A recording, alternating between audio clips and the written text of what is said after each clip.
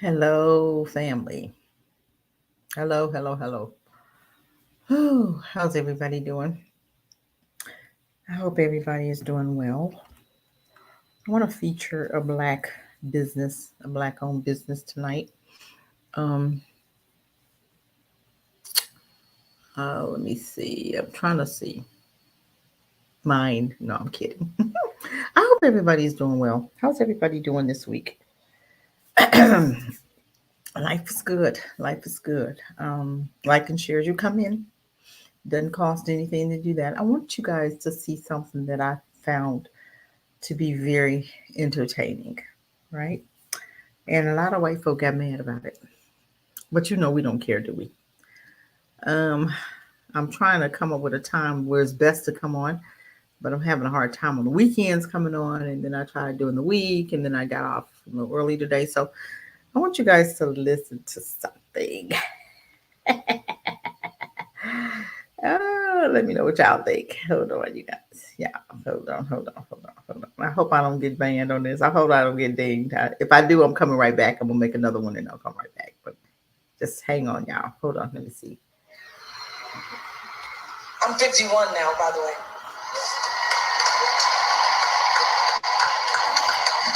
I love this, right?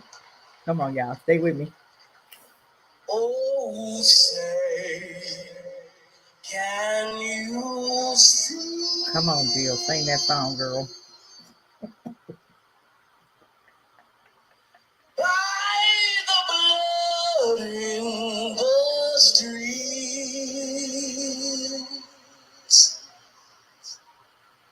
that this place doesn't smile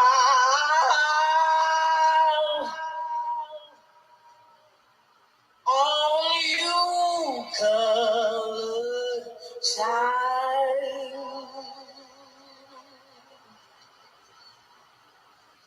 I don't own the rights to this music. This land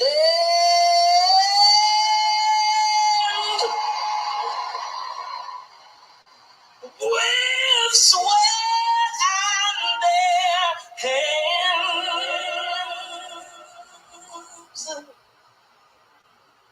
but you'll die in this place, and your memory reigns. Oh, say, does this truth hold any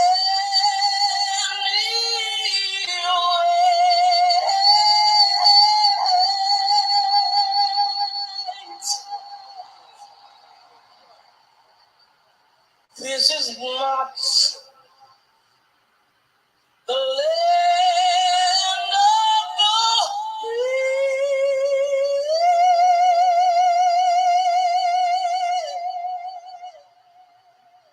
but the home of the slave.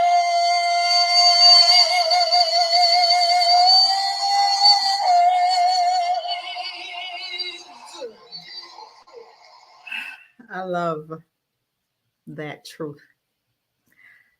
That made white folk so mad.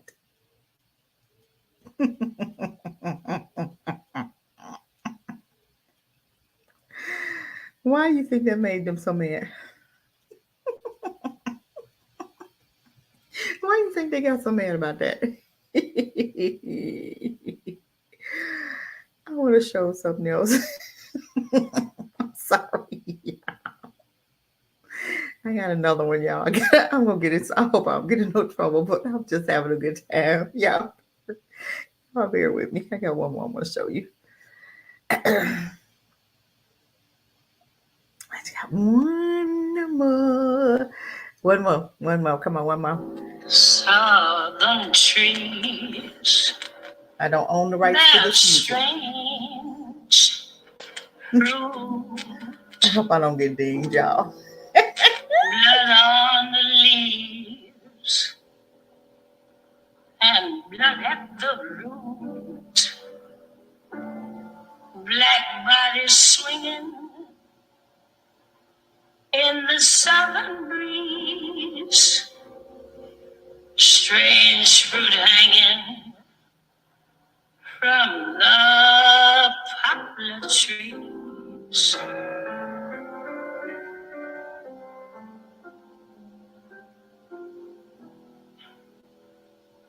Pastoral scene of the gallant South,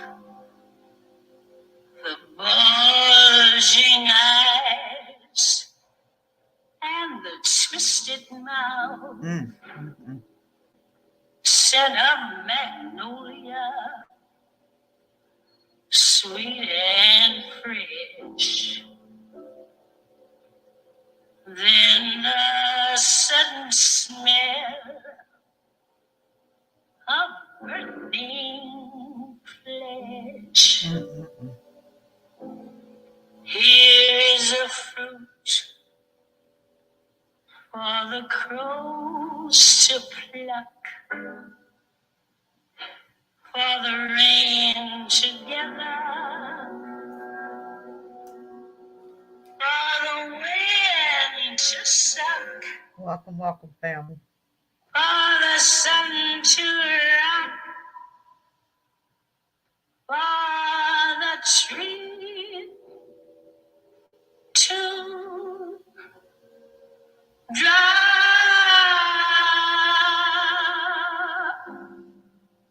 Here is a strange and bitter cry.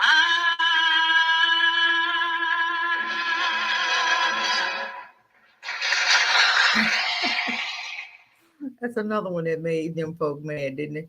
They gave her a rough time. Welcome, Pro Black. Welcome, Raw. Welcome, Bakari. You guys, I hope y'all see the other one. I gotta play that one more time. I just played it, but I'm gonna play it one more time. Y'all gotta see this one. Hold on. This one right here blows my mind. I love this. Y'all bear with me tonight. I'm having a Cassie moment. Okay, so let me hold on, you guys. Hold on. 19 years old. Ready? I'm 51 now, by the way.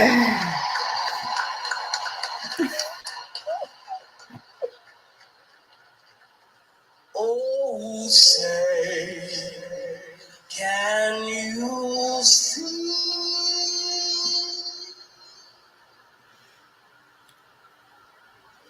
by the blood in the streets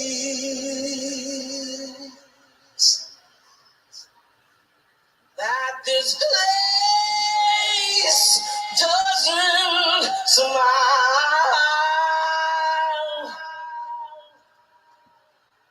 on you, colored child,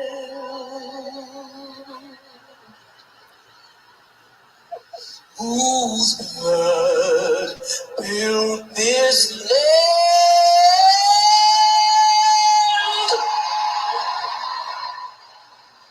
with sweat and their hands. But you'll die in this place, and your memory reigns. Sing it, girl. Oh, say, does this truth hold any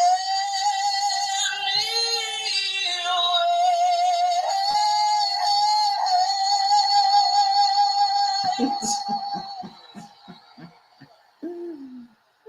This is not the land of the free,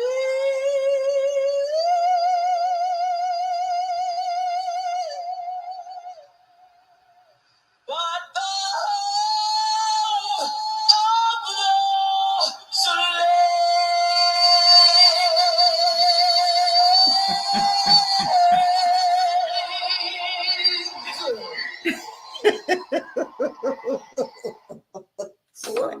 tell y'all something. Them crackers got so mad about that.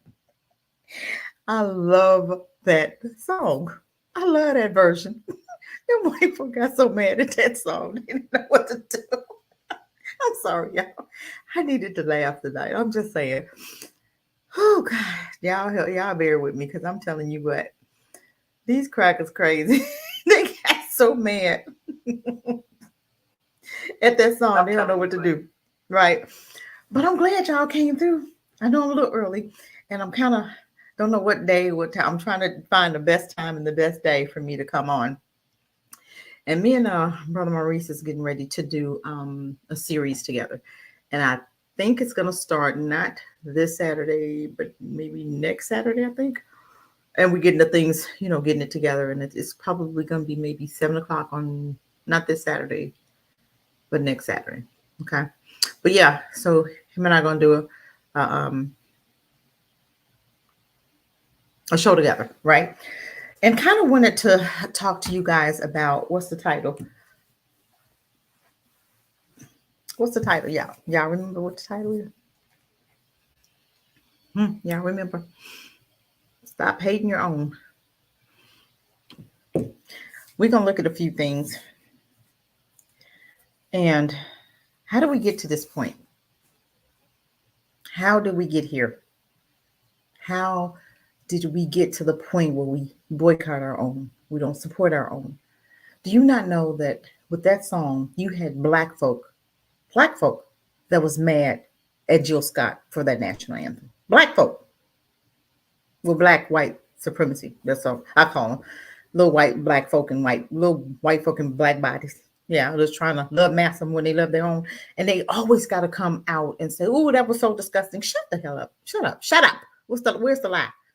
I'm so sick of black folk acting like they just love white folk to the point where they would just disrespect their own. That bothers me. I just want to go up and just slap the hell out of them. I'm serious. We had one, a few black folk that said, "Oh, it was disgusting. She got up there, she, disrespected the country. This country don't even like you. What are you talking about? Mind your business." When we try to upset, when we try to get off white folk, when we try to throw some truth, you have black folk that'll run to cover Massa. "Hold on, Massa, I got it. I got you, Massa. I got you. Don't worry about it. I got you." Sit down. You just want to take something and just what them, how you at you at the playing the game, and how them heads pop up and you had that big old thing, you just want to do that to each head that pop up. What game is that? I don't know what the game is called, but that's what I feel like doing to them when they come up and want to peek their little head up and, "Master, I got her. I'm gonna take care of it for you." You don't take care of nothing for them. They can fight for their own selves. Why they need you? We need to give each other a break. We need to get back to loving us. We need to get back. If it's something you don't agree with, and it's somebody like Jill Scott, try to put a message through, let the message go, brother. If you don't agree, sit in the corner, soak, and shut the hell up. It was for a reason, right? It's for a reason. But we always got to say something. Shut up. It's not about you. It wasn't for you. It was for them. You want to run to the, you want to run and have something to say, to trying to soothe them and make them feel better. No, they need to feel the pain sometime. They need to feel that fire sometime because they're getting ready to feel a whole lot of fire. They need to feel what's coming to them. They need to feel it now. But you always got some that'll run and take that shot for Massa, run and jump in front of the bus for Massa. You think they would not run in front of a bus for you? Do you really believe that? We do stuff that we know doggone well they wouldn't do for you. I seen a black guy that was literally, he had this white man. He looked so old, and he was trying to carry a cart or push a cart or something. And the cart was falling, so the black guy ran over there. And he was just so happy to help Massa. And I'm looking at this man, and he looked like one of them Jim Crow white men that was so racist back in the day, right? That he looked all raggedy and nasty right about now. And you had the black kid just hugged up on him. He was just so proud. I just saved Massa. Oh God, I'm telling you, we're gonna have to clean house, ladies. We're gonna have to clean house, y'all. That's all I'm gonna say. We're going to have to clean house. We got to get back to the basics of loving us. How do we do that? The only way is to totally separate from them. And I mean totally. And you can have some that's not going to want to separate, but leave them over there like Candace Owens. Leave her over there. And some of these others, leave them over there. And the ones that want to have our own little black community, let's do it. Seriously. You're not going to save everybody. Yep. We got a lot of Oreos. You're right, we do. But we're gonna have to shut them down. And if we start shutting them down, they'll get to the point where they're scared to speak. Just shut up. If you don't agree, be quiet. Same, plain and simple. You don't have to always say anything. I want to show you guys something. Now, some of this stuff I don't agree with, but I'm gonna show you how we are not on one accord, and how when did we get here? I remember back in the day, we was I'm black and I'm proud. We was on code. We was like loving each other, and they have done a great job destroying black folk amongst black folk, and we act like we've forgotten who we dealing with. We act like we never. It's almost like we never knew. It's almost like we think they're delivered. We think they're friends. We think they're so safe that we're going to take up for them. But if the shoe was on the other foot, would they do the same for you? Heck no. We know that, right? We know that. I hope y'all know that. If the shoe was on the other foot, just like we seen this black woman, this white guy was freezing. He was like outside, and he was old, and I guess he had Alzheimer's or something. But she brought the guy in the house, and she called the ambulance. The ambulance didn't come, so she literally had to like nurse him for a couple of days because it was so much snow, right? So called her family, and was calling the guy's family, and was the family couldn't get to him. But then they eventually did, right? Because she was a black lady, and he was white, and he was old, and I guess he got called outside in a snowstorm. I think it kind of had all the time, but I don't know what the whole story is. But I think about that, and I think if that was her mom, and he was in the house, able to move and able to do and really able to help her, do you think that he would have brought her mom into his house? I often think about that. If the shoe was on the other foot, would we get the same treatment? My answer is no. What do you guys think? My answer was no. Heck to them. I'm just saying. That's not who we're dealing with. We're not dealing. We're two totally different people. But until we understand that, until we get it, and right now we don't get it, which is fine. We don't get it. We don't get it. But I want to read something to you guys. And I want you guys, I'm going to show you, I'm going to share my screen because I want to share some things with you. And I'm going to put the link in there eventually. But I'm going to share my screen, and I want to just lay the groundwork a little bit. And let's see, where is I want to share this one first. I want you guys to see this. And Washington State, an African man by the name of Mamadou Diallo decided to do this. Check it out. That after the man was arrested along I-5 in Tacoma, he told police he, quote, doesn't like black people. The 3 people police say he shot are all black men. So yes, you heard it right. And he also said that he did not enjoy spending time with black people. So I want to put a memo out there to African people or anybody else who is not African American.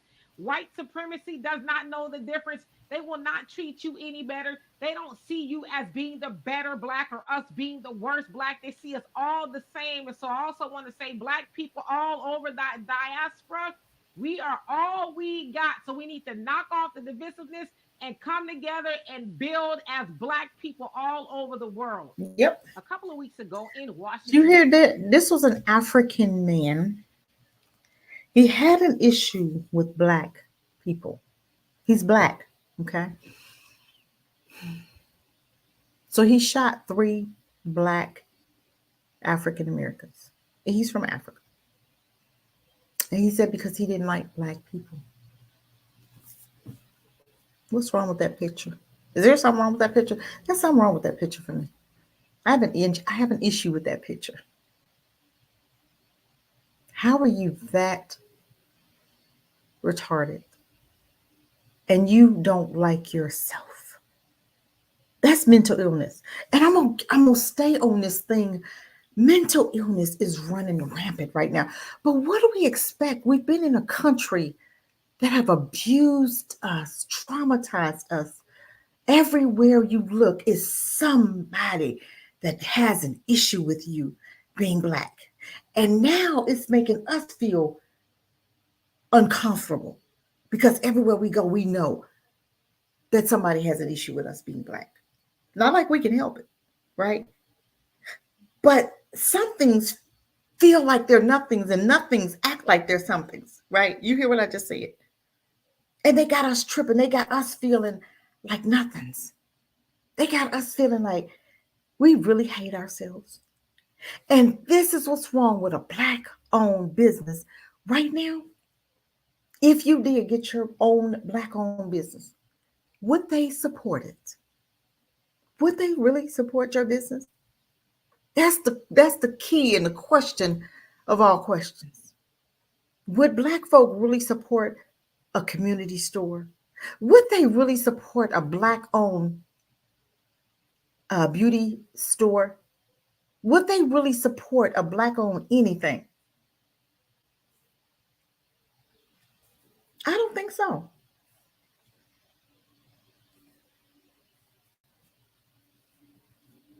I don't believe they would support it. Let me read something to you. Help me out there. And you know, like I said, I don't agree with a lot of the stuff. This dude right here, I really don't agree with him. But let's go ahead and let's see if he got some truth. Let's see the truth. Okay. We're talking about Charles Barkley, right? We all know that he's a coon. We all know he's a coon, right? We all know this. Charles Barkley and the plague of unintelligent Blacks. All right. Okay. All right. Let's see what Charles Barkley has to say. Okay. Charles Barkley recently explained why we as Black people are never going to be successful. He's going to explain this to him. His reasoning is painful, but is it true? Come on, help me out. Let me know. We as Black people are never going to be successful, not because of you white people. I have an issue with that first statement. When you have a system that's systematically going against you, isn't it hard to be successful in a system that was set up, built up from the ground up for you to fail? But we don't, here we go again. We always blaming Black folk, right? No matter what happens, you're going to have some Negro, some coon that's going to blame themselves or a Black person for where we are today. Come on, let's keep reading. But because of other Black people. So he said, we as Black people are never going to be successful, not because of white people, he ain't blaming them, but because of other Black people. Is that true? Is it true? Let me see in the chat. Is it true? When you are Black, you have to deal with so much crap in your life from other Black people. Come on. Where do we get it from? Where did it start? You got to understand the root. He's looking at the superficial. He's not looking at the root of maybe something happened to us to make us act like this right now. Everything is a cause of effect. This happened, so this happened. But he's looking at this. He's not going back there because I don't want to see that because I really may have to blame some white folk, right? But I'm going to look right here because everything that Black folk is going through is because of Black people. That's what he's saying, right? Okay, let's keep going. Barkley, a native of Leeds, Alabama. Now that right there speaks volumes right there, you know, okay? Said African Americans are too concerned with with street creed than true success, and that's holding the community back. Is that true, family? This dude right here. Woo. Okay. For some reason, we are brainwashed. He's not talking about himself, right? Or could he? Or is he talking about himself? I think he's talking about himself. Okay. For some reason, we are brainwashed to think if we're not a thug or an idiot, you're not Black enough. If you go to school, make good grades, speak intelligent, and don't break the law, you're not a good Black person. It's a dirty, dark secret in the Black community. Is it true? Okay, I'm just saying. There are a lot of Black people who are unintelligent, who don't have success. It's best to knock a successful Black person down because they're intelligent, they speak well, they do well in school, and they're successful. Who knocks that person down? Is it Black people or is it white folk that knock you down? It's a just typical BS that goes on when you're a Black man. It's worth nothing that there isn't much difference between Barkley claim that there are a lot Black people who are unintelligent and the claim of a garden variety racist. I assume that Barkley meant to say something more menace. That more charitable analysts through is far from a dirty, dark secret. The notion that Black irresponsibility is at least part of the race problem is widely shared among Black Americans, most prominent figures, beginning but not ending with the President of the United States. I've written on this several times, and there's really no need to do it again. I simply maintain, as I always have, that if aliens were to compare the socioeconomic realities of Black community with the history of their treatment in the country, they would not be mystified. I'm just going to stop there. What do you think about what he said? What do you think about what he said? Charles Barkley and the plague of unintelligent Blacks. Okay, that's one. Oh my God. I already told you I don't. Oh, Bakari, you said something's true, huh? Okay. Okay. I'm gonna give you the link so you can tell me what part is true in a minute. But hold on, got another one. Just want you to, I'm just trying Black on Black racism, the hazards of implicit bias, how the politics of respectability twist society. Okay, let's see what they're talking about. Let's see what he's talking about. In his year-end press conference, President Obama was asked about the state of Black America.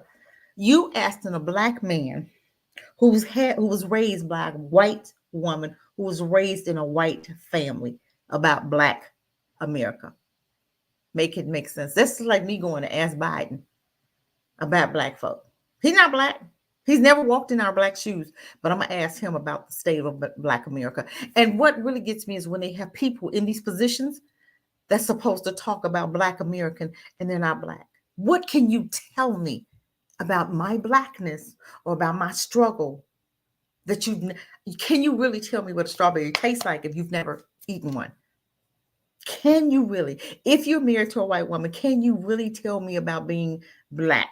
Can you really, if you have an issue with Black folk, are you really going to be honest enough to tell me about Black folk?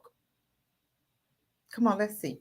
He responded by saying Blacks are better off than they were. But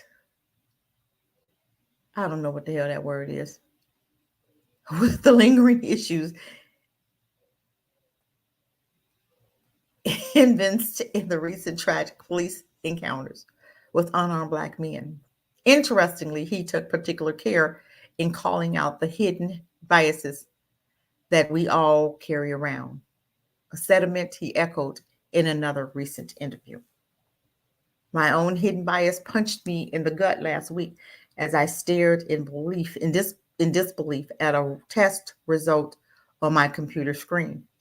Before I started the race bias assessment, a disclaimer explicitly warned me that these who are not prepared to receive uncomfortable news should not proceed. I was too intrigued to turn back, but it turns out I was unprepared for the outcome. Okay. According to the implicit associate test, I have a strong automatic preference for European Americans compared to African Americans. That's the sterile way of saying that I'm biased against Black people. And I do believe that a lot of Black folk are biased toward Black people, but I need to know, where did it start? And how did it sneak up on us and we not even recognize it? I don't even think that we recognize it. You have a lot of people, black folk, talking the white supremacy talking points. For instance, remember the girl that was 14, she was a baby, 14 to 15, she got shot. I guess she was, what was that baby's name? Oh Lord, help me. What is her name? Oh God, I forgot her name. It's going to come to me. But she called the police because two grown women she was in a foster home, and two grown women of the children, they were children of the lady that lived there, the foster parent. And I guess the house was dirty and they wanted her to clean up and she didn't want to because of whatever was going on with her. Doesn't matter. She didn't deserve to die. Well, anyway, they started spanking her, beating up on her, right? And she called the police. And in the meantime, she had a butcher knife and she was trying to get them off of her, right? So she was outside. And you have all these adults around. Nobody said anything to this baby, 14. She just needed protection, right? Nobody said anything to these grown women that was attacked this baby. So when the police drove up, they shot her 4 times in the back and she died. Do you not know black folk, not even looking at the situation, said she should have died. She's 14. She's a baby. Why should she have died? But Peyton, and Dylan, and Kyle, who shot people, killed people, not said anything about them needing to die.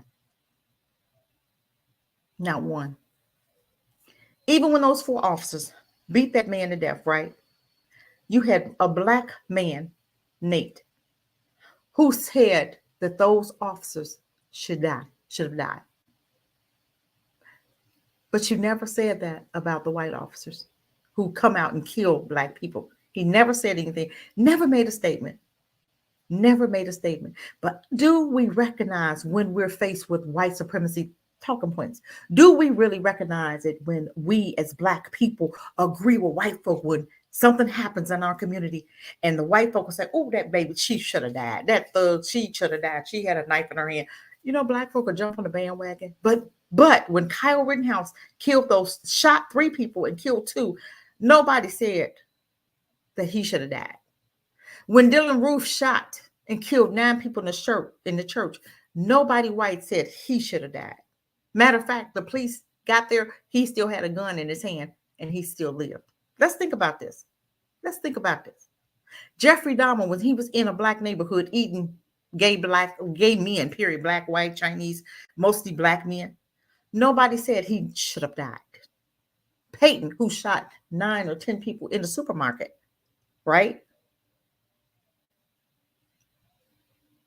Nobody said he should have died. Who, in fact, had a gun in his hands when the police got there and they talked him down.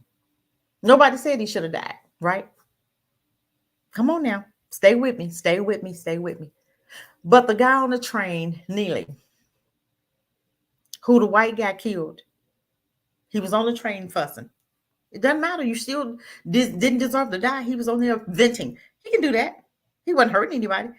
A man walked up behind him. He had his back to the dude. The dude choked him from the back. And black folk were saying he should have died. That's how mentally ill that we are.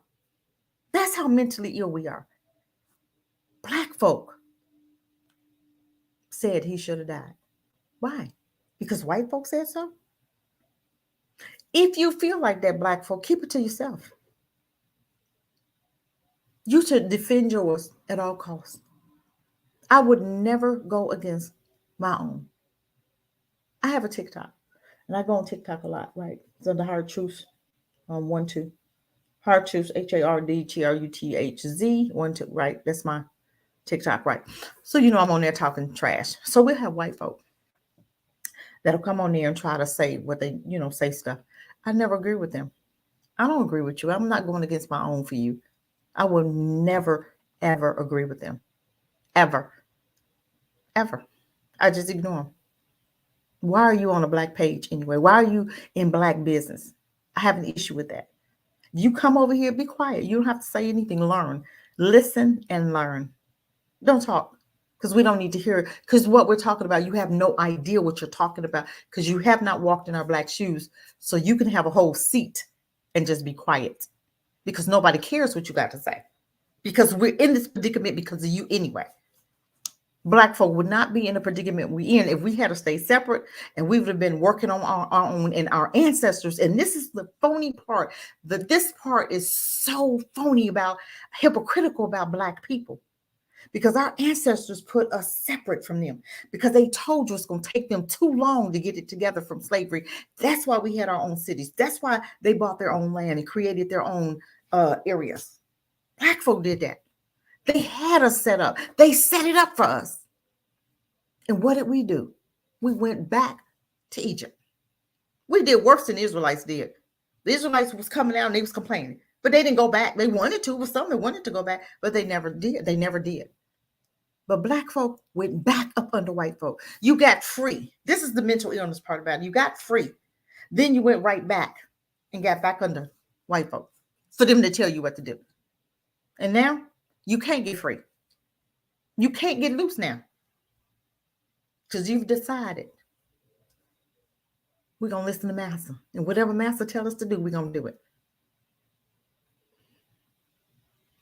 A lot of folk going to die. A lot of Black folk. We got to clean house. Got to. And I'm going to tell you, to me, it's almost like things are getting so bad. And he's just pulling the covers to let you really see and understand who you're dealing with. He already told you. He told you. If you read the Bible, he told you. If you know and have that revelation, you know he called them serpent people. Why would he call them serpent people? But you'll turn around and call them friends. You're going to tell him what they not. He's told you what they are. Told you not to marry them. Told you not to mix them. Told you not to give your children them. Told you. Don't do it. You don't know what you're doing. You don't know what you're talking about. Most High, you don't know what you're talking about. We're going to do this because all of them ain't bad. All the ones that I know and all the ones I don't know, all the ones I've read my history book.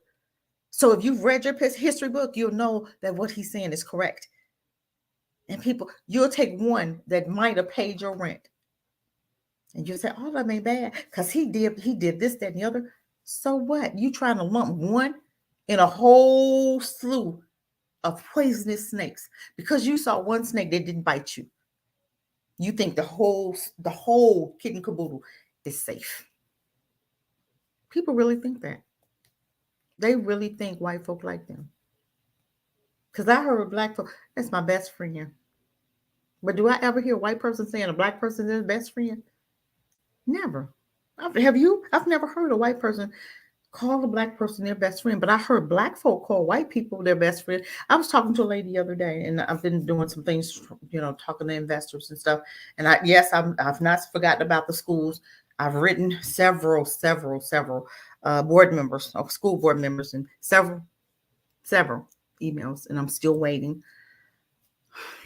I don't know. And these are mostly Black people. I can't get an answer. So, yeah.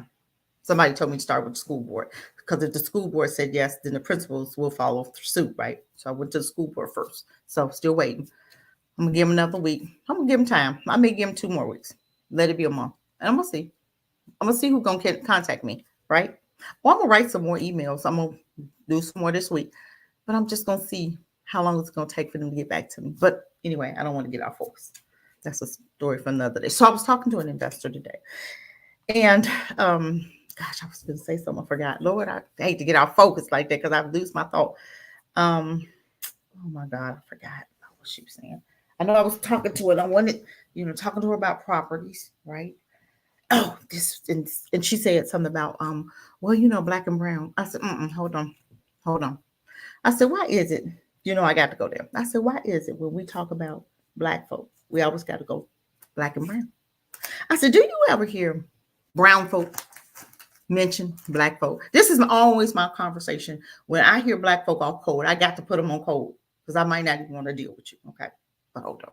So she started laughing and she goes, wow, that's something to think about. I never thought about it. I said, well, think about it. I said, because we always mentioning them and they never mention you. Never do they say Black and brown. I've never heard a Mexican say Black and brown or brown and Black. I've always heard them say Spanish, I've never even heard them call themselves brown people. Have you? What they call themselves? I'm serious. I've never heard them call themselves brown people. Hispanics is what I've heard, right? So they don't include themselves as brown, nothing. they are like, no, I'm not touching that word because we're not brown people. Seriously, I really believe because I've never heard them call themselves brown people, right? Have you? I'm trying to think. Am I wrong? I think they mostly go Hispanics, right? Okay, I'm just thinking.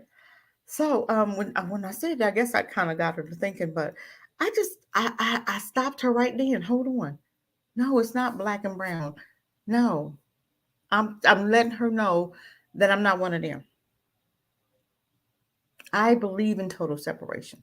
I believe in buying up land. I believe that there's got to be some land and it's going to have to start somewhere where we are totally separate from them. And I don't believe that land it'll cost us that much where we have to go in a predominantly black. And it might be Georgia. But my thing is Mississippi and Alabama, in Florida, I wouldn't dare touch those areas. I'm just saying, might be Texas, because I think Texas got a lot of land, right? But I'm just saying, black folk need to, if you're going to stay here, my thing is I'm not buying no land up in America. I'm not staying here. I'm just saying. That's not a dream of mine, but it might be a dream for some other folk. I like to be around black folk, black folk. And there are some African people. All African people don't feel how that guy was talking about. I don't like black folk. There are some very nice Africans, and I met them when I was there. And you're gonna have some coons too, just like you have here. And I think it's all over. It's there, it's here, and maybe we'll just send all the coons here, and we'll just send all the regular, normal thinking black folk overseas. I'm just saying. But let me finish reading this because I really want us to see how this man that was raised by this white woman, how he really feels about black people. Okay, so let's go ahead and read it. Okay, according to the implicit associate test, I have a strong automatic preference for European Americans. That's most black people compared to African Americans. I wonder why. Where did this come from? Can anybody help me to understand where did it come from to where black folk are more intrigued by white folk? Where is it? Is that because we've been around them so long or because of them educating us? Or where did it come from? It had to come from somewhere. That's a sterile way of saying that I am biased against black people for most people, such as a designation would probably be unsettling. After all, the United States is a nation that ostensibly aspires not to judge others. That's a lie. By the color of their skin. Who is this talking? This is a lie. Okay, but by the content of their character. But for me, it caused many external crises. That's who said that about America. After all, the United States is a nation that aspires not to judge others. That's a lie right there. By the color of their skin. Okay, that's a lie. We ain't gonna believe that. Whatever. Why? Because I'm black. Okay. As I read the results, I thought about what it meant to be black and biased against other black people. Wow. Does it mean harboring a subconscious contempt for my race? Yes, it does. And I do believe that is what's going on right now with black people, that we have black-owned businesses, but if we have black-owned businesses, we will not support them. I'm telling you, y'all. I'm telling you. I have seen so many black people that have had black businesses, black-owned businesses, that they've lost their businesses or they weren't really growing the way they should because black people have gotten so used to not supporting black folk that we just automatically won't even shop black. And then we'll have an excuse when we do. We're looking for that business to be perfect. And it's not going to be perfect because we just got started. They've had, 400 or 500 years of head start. And they've been passing down generational wealth for a long time, right? Okay. Or considering myself to be part of the blessed segment of an otherwise unfortunate, excuse me, y'all know why I'm yawning, unfortunate lot. It is even possible for a black person to be racist against black people. Is it even possible for a black person to be racist against black people? We can't be racist. I'm holding down to Dr. Claude Anderson. He said that black people cannot be racist because we have no power. So no. And most black people think that black folk can be racist. We cannot. We can be prejudiced, but we can't be racist because we hold no power. If I don't want you to have a house, I don't have authority for you not to get that house. But if you go to a bank and the person's white, the lender is white, the mortgage person's white, the person in that job is white who's hiring, where's the black person with the power? I don't have power like that. So I can't be racist. I can be prejudiced, but I can't be racist. So in a moment of self dramatization, I felt as if Kanye had just announced a national television on national television that I didn't care about black people, which you don't. Then the tropes saturated my thoughts. I wonder if my bias was the undergirded of the sort of intra-race prejudice equivalently expressed in phases like Uncle Tom, Crabs in a Barrel, and acting white. Since my results were the same as the 88% of white Americans who showed a bias in favor of white people, it seemed to me that this demonstration strong preference is the very definition of acting white, as well-worn pejorative, pejorative that pained me as an awkward as adolescent and suddenly felt fresh again. The project implement test. I'm gonna look that test up. I'm really gonna look that test up. Hold on. Project. Hold on, y'all. Let me write this down. It's an implicit test. Okay, has been around for a few years, but most Mother Jones article titled "The Science of Why Cops Shoot Young Black Men" gave a wider currency of and helped explain the role of implicit bias in the recent events of Ferguson, Cleveland, and Staten Island, where the aggressive policing of Black people turned badly.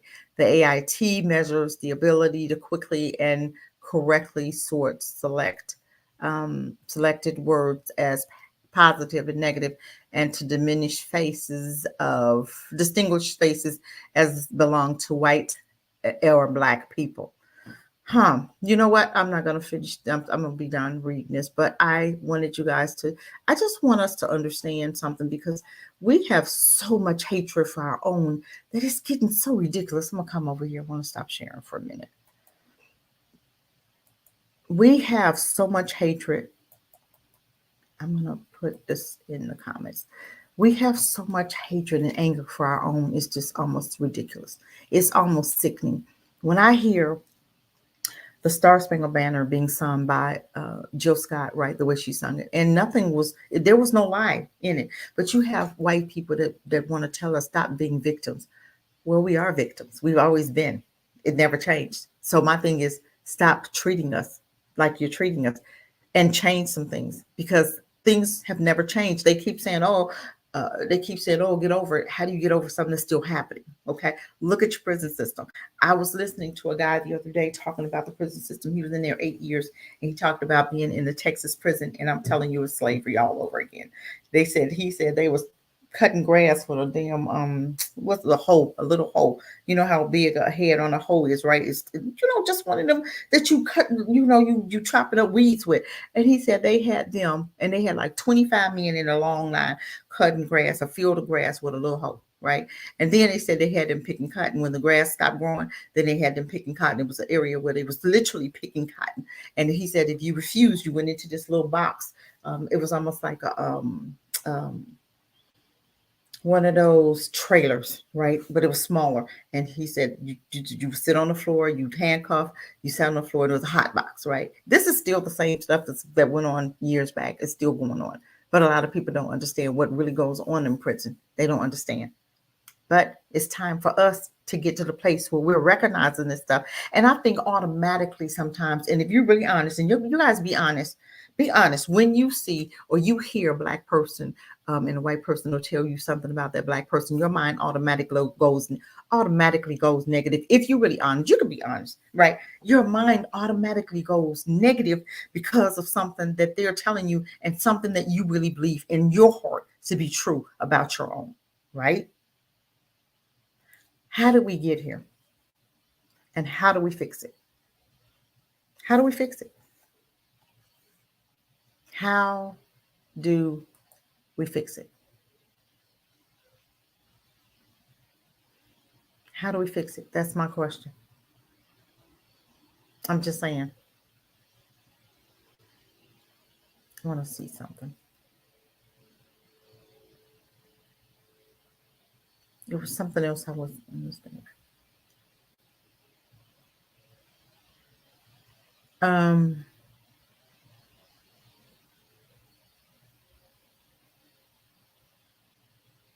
okay, I want to talk about this.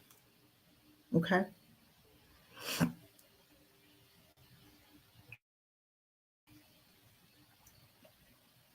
Assuming this. Okay, I want to go here. Okay. So how do we stop hating somebody? How do we stop the hate? We have to see them in a different light. We have to see us in a different light. We have to stop judging us. We have to get to the place where we are not allowing what they think about us to really be who we really are. We have to begin to create our own stories. We have to begin to create our own history. We have to start telling our own stories, right? Because, like right now, they're not even wanting to talk about Black people, period. So, by you not talking about slavery, by you not talking about Black people and our history and to our children, they're not going to know their history. They're not even going to want to be Black because you don't ever mention us. So we're not important. That's the stereotype that's coming across to me when I look at some of these schools and how they're taking all of the Black history books out. All of the Black history books that really meant something, that told us about their history, that kept reminding them about their history. So now they're saying, oh, you won't forget? Let me help you forget. I'm going to take those books out of school. So we as Black folk, we better get busy. We better get busy and understand what's really going on. Hey, Bakari, welcome. What's up? How you?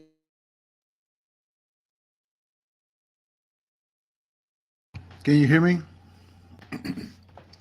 Hey, I just sent you something. You was talking about the Texas prison. I just sent you a text. Look at that picture before I'm gonna tell you why. A couple of things I agree with on Charles Barkley. This was in Galveston, Texas. You see that? They paraded him around the town. Wow, ain't that something? And, Yes. and he said a lot of those men, those guards now are being African. They're getting them from Africa and they're allowing them to be guards, and they say they're worse than Black folk. In the Texas prison? Yes, yes. I ain't know. They're getting them from Africa or whatever. I guess they're over here from Africa, but they said they're worse than white guys because they said they was trying to revamp something in the prison in Texas, and they got rid of most of the white guys. Now they bringing Black guys in, and they said now you can't say it's racism. These crackers. Ooh, Yeah. ooh. I had Go a ahead. friend from Nigeria when I lived in Texas Oh, in really? the mid-90s who Uh-huh. was a prison guard. Oh, But really? she would not fit. Yeah, she had been here most of her life though. She would not fit what he's saying those prison guards doing. She would not fit that. She would have been highly upset with them coming in there treating the African American funny. She did not get down like that at all. She Wow, wouldn't like that's that. more of those. We need She more of wouldn't them. like that at all. She knew we was family. She wasn't like that. But anyway, I came up here, and you don't be long. And by the way, thank you for letting me speak. When you said, when I said I agree with some of the stuff that Charles Barkley is saying, when he said our children are more concerned with street credit, credibility than education, he's not lying. If we listen to a lot of social media, just listen to the ones who get excuses made for them. And I'm not saying somebody who went to prison is a bad person. That's not what I'm saying. But the culture has come to, they get more respect. They get more respect than someone who has gone to school and got some type of education. And and when a guy, he's from New York, he said it. I heard a guy from Texas the other day talking about it. And this is a guy who did like 4 or 5 years in prison. And he was talking, he said what he's tired of is how Black people would throw a party for someone coming home from prison. But if you graduate college, They'll just say good job. It's not as important as, but I see that as, you know how the bad child always get the attention and people want to work on the bad child because they feel that the child that they feel is good don't need as much attention, don't need as much work. Sometimes that's what it is, in my opinion. Sometimes that's what it is, that we would pay more attention to the ones who did this because we don't want them to go down that road no more than the ones we feel is on the straight and narrow. But little do we know, yeah, they chose a different route, but the bigotry in this country affects them the same way that it affects our brothers and sisters that ended up going to prison. Yeah, you chose a different route, but black in this world, especially this country, but this world, you don't need bars to be in jail. It's like mental. Like everywhere you go, you jumpy. You got to watch over your shoulder. What's gonna happen now? I don't want to be in this store. These people treat my folks bad. When you walking through your neighborhood, they're there. Then we have some of our youth and some of our people. We have to watch them. So that was like some of the that was one of the things. I can't even remember everything else, but I remember that, and I would say he is, because we would do it because now they feel they're going to be protected. Or now I'm gonna tell you, that's the new rap culture too. The new rap culture is to brag on how many times you've been to jail. Have you done prison time? And I got a nephew that sings. Well, he don't sing anymore. He was a musician. And he said all the time, every black person, he said 90% of black people from the age 15 to 35 is a rapper. He said, not that they are literally rappers, but you meet them, man, what you do? I'm into music. You meet a lot of them that say, and I'm not knocking nobody. I wish them the best if they can do it. But we have gone that way. And like I was talking about the barbershop conversation one time, I had people in there telling me an Instagram career should be more important than black people than becoming a doctor. Look how much money you can make on Instagram and on YouTube. I'm like, what the hell? And everybody in there was laughing at me. I'm like, dude, we talking about people going to school to be doctors, lawyers, accountants, welders, learning how to do things, people that's going for skills. You understand what I'm saying?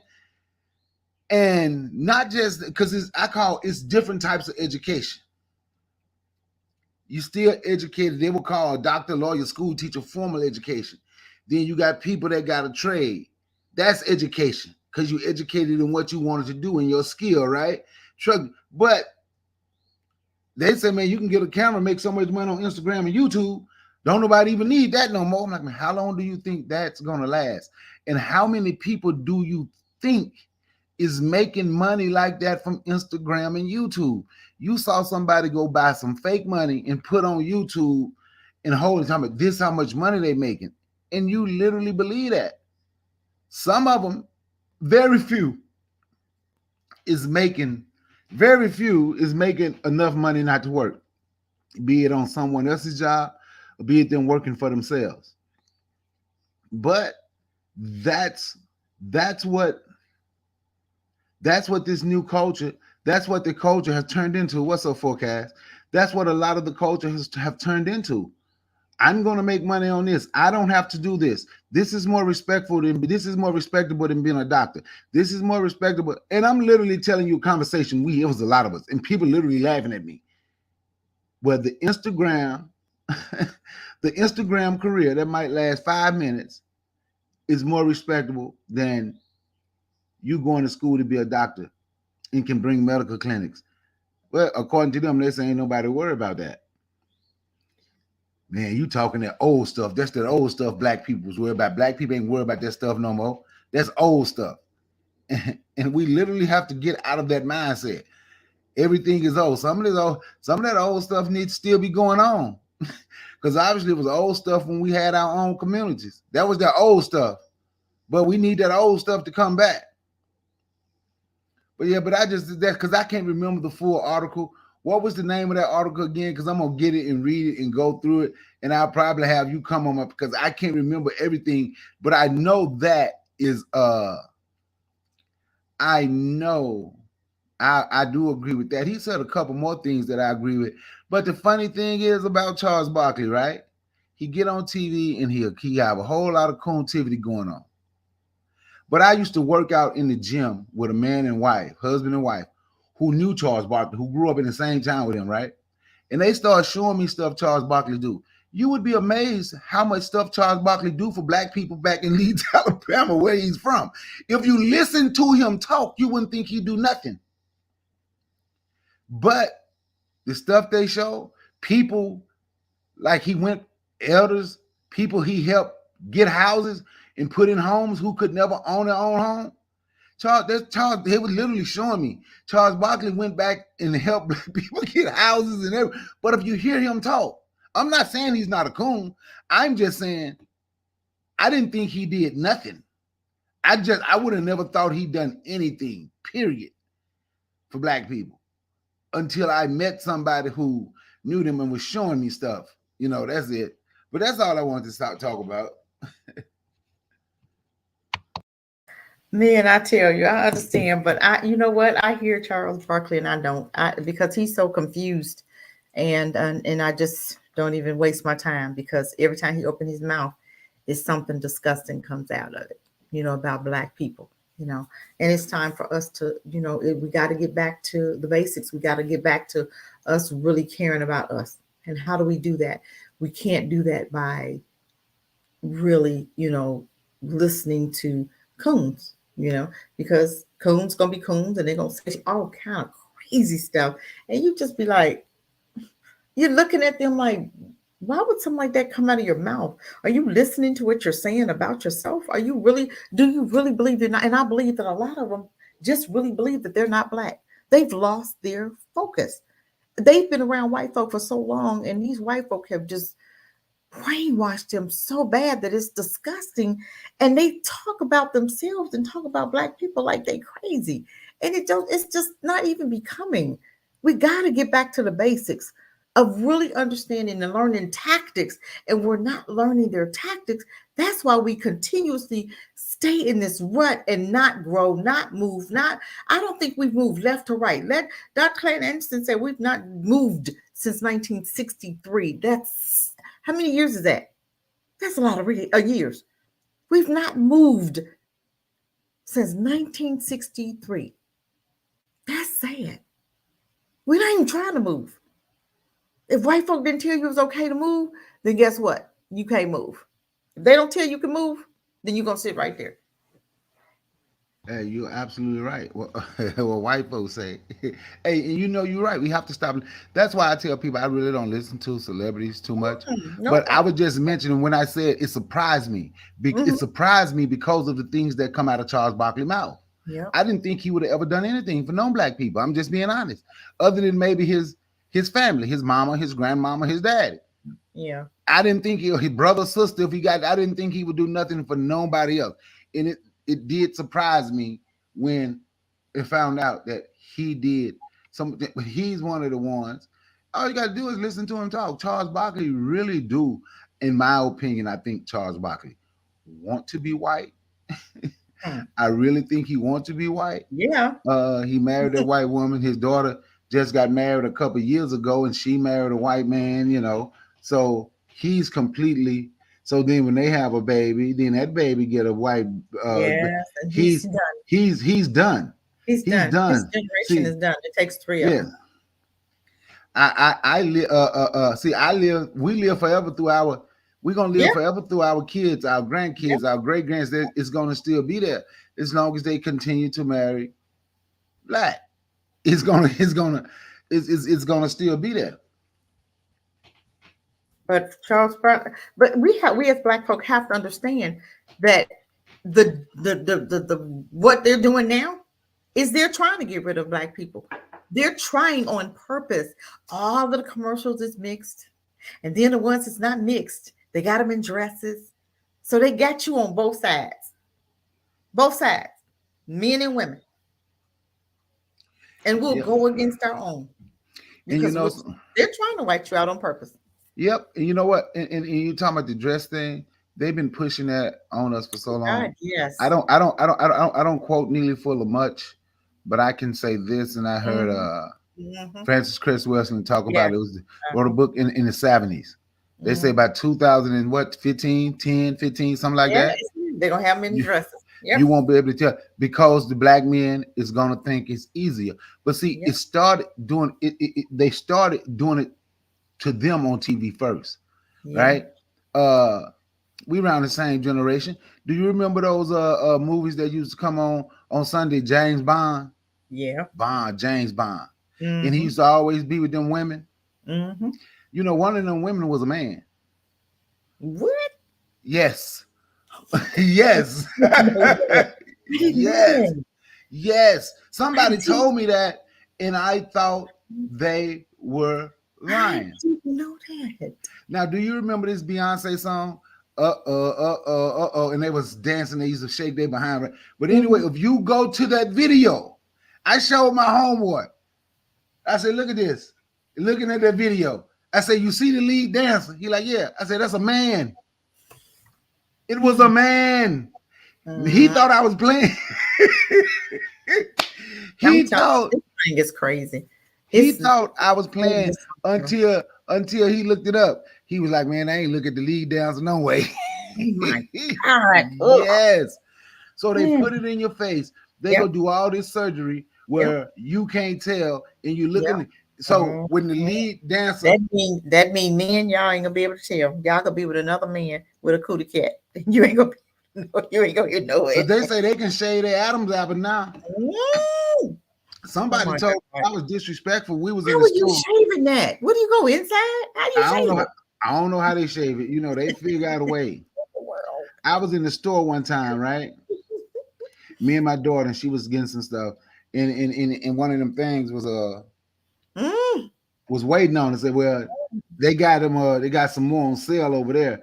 It's 2 for 1 if you get them from over there. Basically the same thing, right? But they say it's on sale over there. It's 2 for 1 if you get so." And I looked at my daughter, and in front of everybody, I point. I say, "He said." I said it just like that. He said it's on sale if you get it from over there.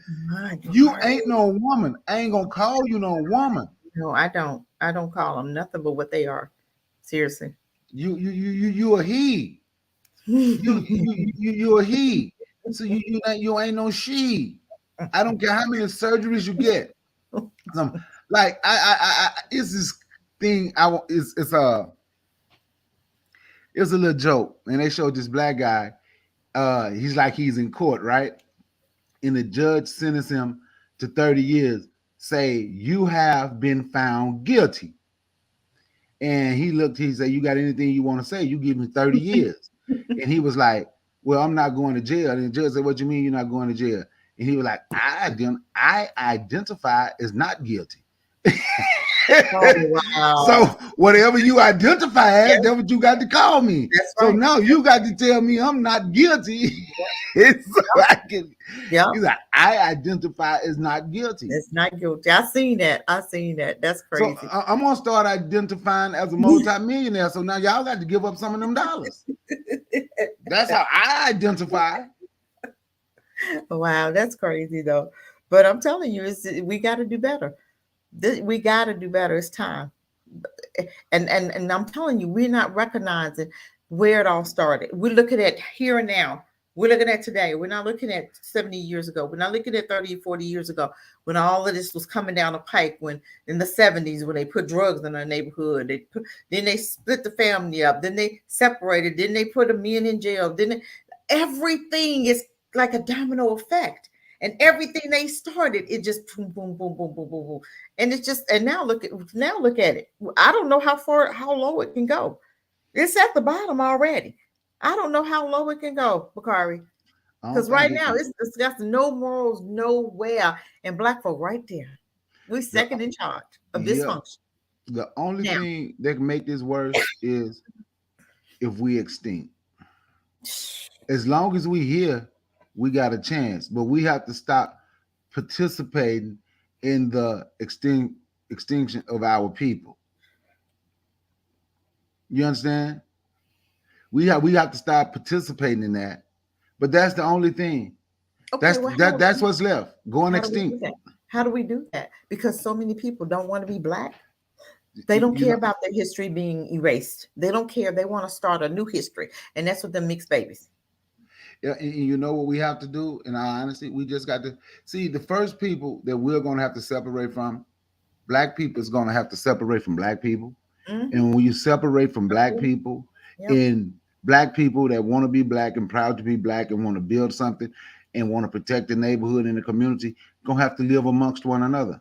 Yeah, We're going to I have to believe live that. amongst one another, because believe if we don't, and we talking about celebrating, remember when they say Marcus Garvey was asked, do you want to take all Black people? Do you want to take all He said, Black "Nope. people back to All Africa Black with people you? can go." He said no, because some are no good here. So they will be no good there. So they're no good in this society.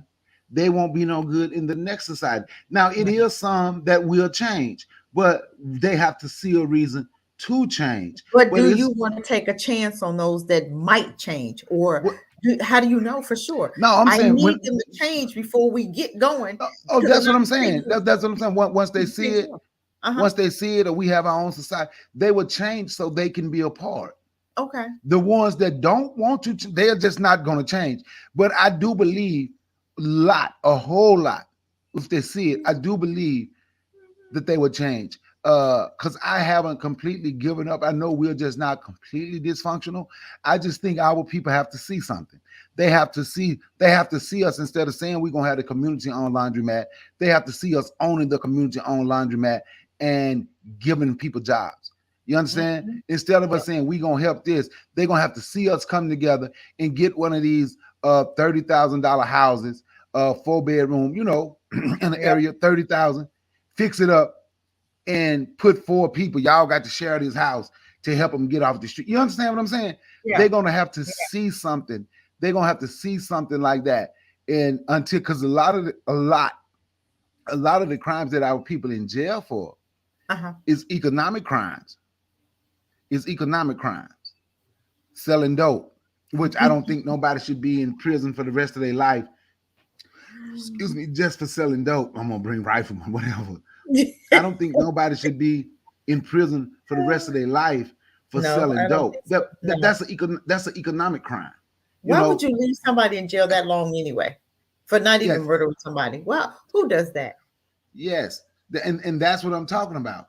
But then our youth, I'm gonna show you the trick. Then our youth who can ride around and shoot up stuff, 14, 15, they go to jail for 48 hours and you let them back home. Yep. See, they want that out there, right? Of course. But the person who's doing something economically, Uh-huh. even though he might have been selling whatever, let's selling crack, heroin, whatever, Mm-hmm. he was in a position where he could help the community Yeah. if somebody could get to him. You understand what I'm saying? Because this is my thing. Regardless of what anybody's saying, a lot of people don't like them, it's going to be drug addicts. That's just a fact, right? But it should be more rules. I was watching this about this dude from DC and dude from Baltimore. This was before all the shooting and all that. The rules they had: no senseless murders, no drive-bys. You could snitch on somebody who murder, and that was the rule. If you murder, you can snitch on somebody who's just out here doing senseless murders. Get them out of the community. You can only sell in this area. We don't want to tear up the neighborhood where our mamas and grandmamas and kids and people who trying to do right living. We can't tear that up. But he said the problem was it eventually made it over there, because when he went to jail and then the other guy with the power went to jail, some fool ended up with the power, who was killing, who didn't care about. You understand what I'm saying? So, but what I'm saying is there were rules, right? And if there's rules, and I'm not condoning it, but I understand why people do it. So if I'm doing it for economically, I'm hungry. My mama hungry. My brother and sister is hungry. Yeah. Now I can go sell this weed. I can sell this right now, and I can make $100 today. And I sell everything, and I got my $100 today. Now I can go give my mama, here you go, $80. You can go buy some grocery and put it in the house. I can do this. I can do this every day. We Yep. can have grocery, we can have lights, we can have water. You understand what I'm saying? And that's what end up happening. They do it for financial. They do it for Mhm. financial reason. But they took all the jobs out the neighborhood. They took them, and they're doing the same thing now. But Curry, have you noticed that they're Yeah. look around who's working? Black men are working at McDonald's, Hardee's, restaurants, right? Making $12 an hour. Look who you see doing construction and all these construction jobs and all these like the highway jobs, cutting lawns. Everybody who has their own business that's getting work is either Mexican or white. You don't see no black lawn colors out there. You don't see no black construction jobs. You don't see no blacks on nothing. You see them in McDonald's and you see them in restaurants. Period. They doing the same thing that they was doing before. They just rewrapping it. They'll put us back to this absolute server class, not Yeah. even owning the serving business. Yep. We're just a server. Yeah, exactly. Yeah. I'm gonna And say this then. I'm gonna go ahead. No, go ahead. Go ahead. Go ahead. No, because I was gonna tell you about. See, look what they do when you talk about who they put to jail, right? It was this guy from Baltimore. He ended up being on a show named The Wire, right? He played the preacher on that. Excuse me. But he was a real life dude for real that made money. And they know they conspired to put him in jail. They actually had 2 cops quit their job because they knew the dude was innocent and they railroaded him. They literally had 2 cops quit. They said they couldn't do it no more because they ain't railroading him. But anyway, there was a riot in Baltimore. This was probably in the 70s. This guy, he was locked up in jail. Couldn't nobody stop it. Black folks going upside everybody's head. They let this dude out. The cops were with him. They said, don't you need a bulletproof vest? He told them, I don't need no vest. Y'all need the vest. My people in Baltimore love me. He walked out there with the megaphone and said, stop. Go home. It's enough. You can regroup and do it over. It was about 20,000 people out there. After he said his words, they say everybody was gone. And you know why the cops said they railroaded him? Why? Because when they saw how he could stop a revolution, they knew he could start a revolution because he had started hanging with people who was about black power. So they knew he could start a revolution. If he can stop one in 5 minutes, he can start one. So they created a case and put him in jail for about 20 years, 25 years. And they had cops quit. 2 cops literally quit because they knew they railroaded him. Wow. And they still didn't let him out. That's why he ended up on The Wire, called themselves like trying to pay him back because the cops had so much respect for him. They fought for him to get that job and be on TV. Man. But they knew if you can come out here with that mic and say, stop, go home, we're going to talk about it later. And everybody stop. You stop beating up cops. You stop beating up everybody out there. If they had let that dude come home, Man. and they knew it. They knew it. But go ahead. What's up, Forecast? Hey, Forecast. Yo, what's going on, y'all? I'm sorry, I caught the tail end of it. I was listening to some of the stuff that y'all was saying. Well, yeah, I agree with a lot of stuff y'all saying. And Cassandra, I did hear a part where earlier you said, yo, what is it going to take to stop the hate of our own? I really think that it's going to be like the children, like you talking about going into the schools, or like I'm talking about like even 4 or 5 years old. You know what I'm saying? Daycares. Like I was showing the yesterday with the little girl.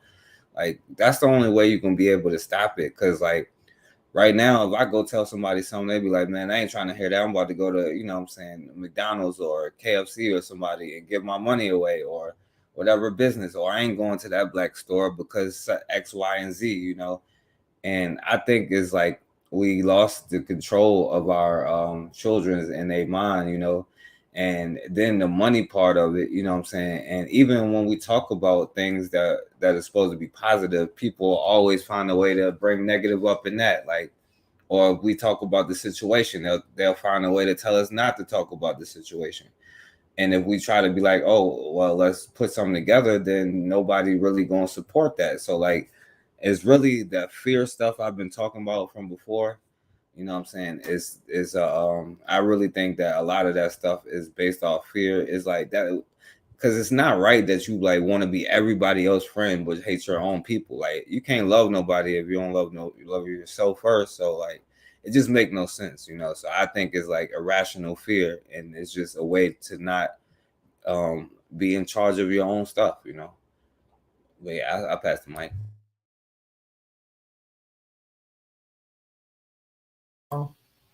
I tell you, Bakari, you got something? Well, you know what he said is going to take, and he's right, the youth, and that's why I said when I look, because I have high school. Well, they're not high school anymore. My son be a junior, but you know, but I have kids young, 20 and 18, right? So I see what the generation is doing. The unity that we talk about from in the diaspora, Uh-huh. that's the generation that can bring that unity. Because I literally see these young men and women, they're dating each other. You find them from African American and Jamaicans, African Americans and Africans from the continent. Jamaica, you understand what I'm saying? So Yeah. and they're hanging out with one another, they're spending time together, and when I see, they don't see a difference with each other. They just know they're black. They're Yeah. not arguing about where they're from. That's the this the generation that can bring the unity that we have been looking. Not saying we gonna stop, because we have to keep doing what we're doing, because we still have to be an example of trying, you know. But what we can bring, I don't think it's going to be as much what they're going to bring.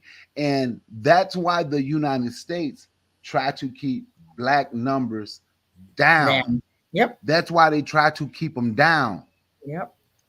Yep. because they know if they fool around and let 10 million black people from the islands or from the continent come here, and more than half of them going to link up with African Americans. If 10 million was here, at least 7-8 million is going to be around African Americans, regardless of what anybody say, because they moved to our communities, they moved to our neighborhoods, Yep. right? So they don't want that type of, so they have to keep it down. But this, I'm telling you, this generation, that generation 8 right now, 18 to 25, this is the generation that's bringing, I ain't gonna say gonna bring, because I already see it happening, that's bringing the unity that we are looking for, that we are trying to do. And like I said, ain't no arguing, ain't no bickering. They're just chilling, being black, and they're understanding that, you know what, we the same. Them people don't care about us at all. Nope, they don't. No, they don't care. That's the sad part about it, but we think they do. Titus, welcome. Welcome. Appreciate you. But yeah, we don't, that's the sad part. We think that they're our friends. We think they care. They've shown you, and they show you every day. They don't stop. But we ignore it. And we keep on moving forward, claiming, marrying them, mixing them, marrying them, claiming them as best friends, taking up for them.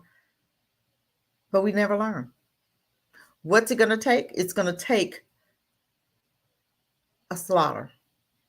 And I hate to say it's going to take them, and they're doing it now, but it's going to get worse. Hey, excuse me, I ain't want to just hop off. I got to go pick my son up. I So understand. I'm going to listen. All right. Thank you, Peace. Sorry for joining. Peace. Thank you for letting me speak. Peace, Forecast. Absolutely. Hey, Forecast, stop messing up that transmission in that truck, man. I'm getting nice, bro. Titus, what's going on? You need to come on up here and talk to us.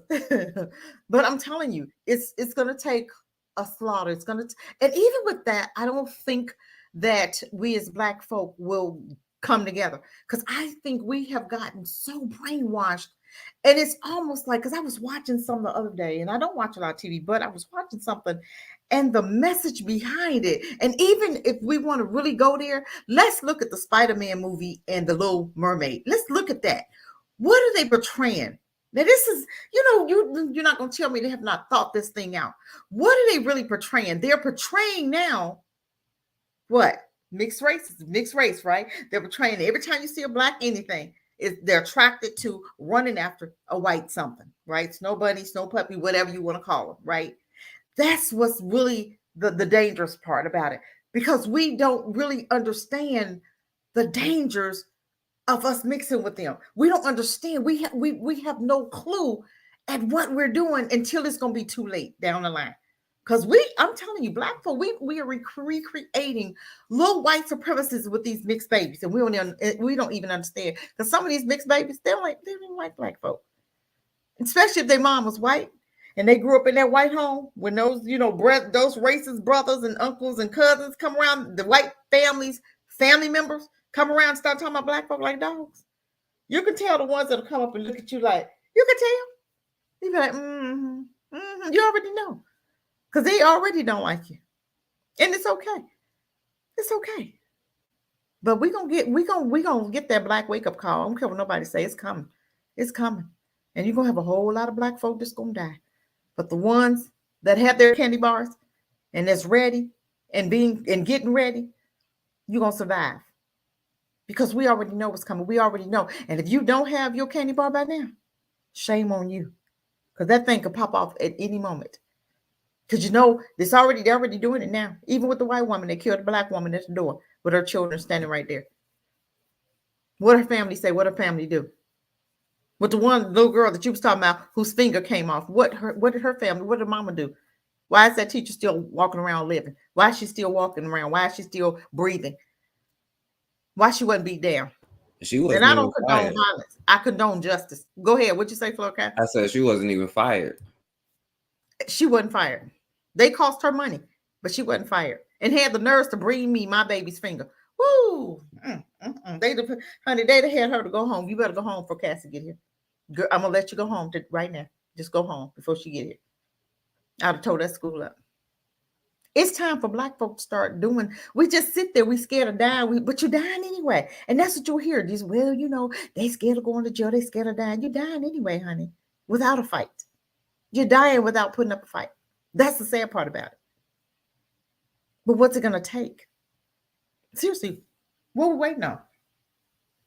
They do stupid stuff. We so afraid of their laws. We're so afraid of their system that we don't even try to fight back now. And they started as babies when our babies are in school. When our little boys are in school and they tell you, don't fight, don't hit. You hit back, you're going to be suspended. Or you hit back, blah, blah, blah, right? They start real early, threatening your babies. And then we got our kids, don't hit, go tell, don't hit, go tell, right? We teach our kids now, don't fight, don't be fighting, right? I bet you they not teaching their kids that. But you teaching your kids that. Them kids can act any kind of way they want to. And nothing happens. They can do anything they want to your child, and nothing happens. But let your child hit them back. They be the first one to get suspended. But like I said, we have got to get to the place where we are we got to give we got to have we got to show a benefit of the doubt for our own. We have to get back to knowing that we're all we got. We don't have no friends. We don't have any friends. That's the problem. We think we have friends. We think if I act like a coon and I go against my own, they my friends. I've heard people say, my friend is Becky. Becky's my best friend. I used to work with a girl. Love her some white folks. She was from Trinidad. One of them islands. Loved. When I say loved her some white folk, she go get some black folk in a minute. And I look, when she first got hired, I said, that's a coon right there. And one of her girlfriends, she said, how you know, Cassie? I said, watch. I ain't gonna say nothing. I said, watch. And sure enough, they looked at me, how you know? You could smell them coons. I could smell them. I could smell them come through the door. I can smell. And this is the same part. Black folk aren't even recognized black folk. The ones that they can trust and the ones they can't. They're not even recognizing that. People trust folk like that. They really do. People trust. When they see a black person, they automatically, no. We got to stop. This is sad. If you're gonna have to play the whole, you're gonna have to play the video back about Charles Barkley and what he said about black people. I don't agree with a whole lot that he said, but I just wanted, what do you think about that? For the ones that did hear, what do you think about that? That dude was saying that we in a predicament because of us, not because of white folk, because of us. I'm gonna read it just a little bit. He said, "We as Black people are never going to be successful." His reasoning is painful. We as Black people are never going to be successful, not because of white people, but because of other Black people. When we are Black, we have to deal with so much crap, he said, in your life from other Black people. He totally disregarded and totally gave white folk a pass. Totally gave them a pass. Nothing that they did. They didn't do anything to Black people. We not going to make it because of us. No matter that they laid the foundation for us, systematical racism. No matter what they've done, by throwing drugs in our neighborhood, then taking the jobs away, then offering EBT to the women, then our Black men selling drugs. Hold on, let me get my charger. Selling the drugs that they put in your neighborhood. I mean, everything that you see now is the result of something that they've done to us. But we fail to realize that. We got here by ourselves.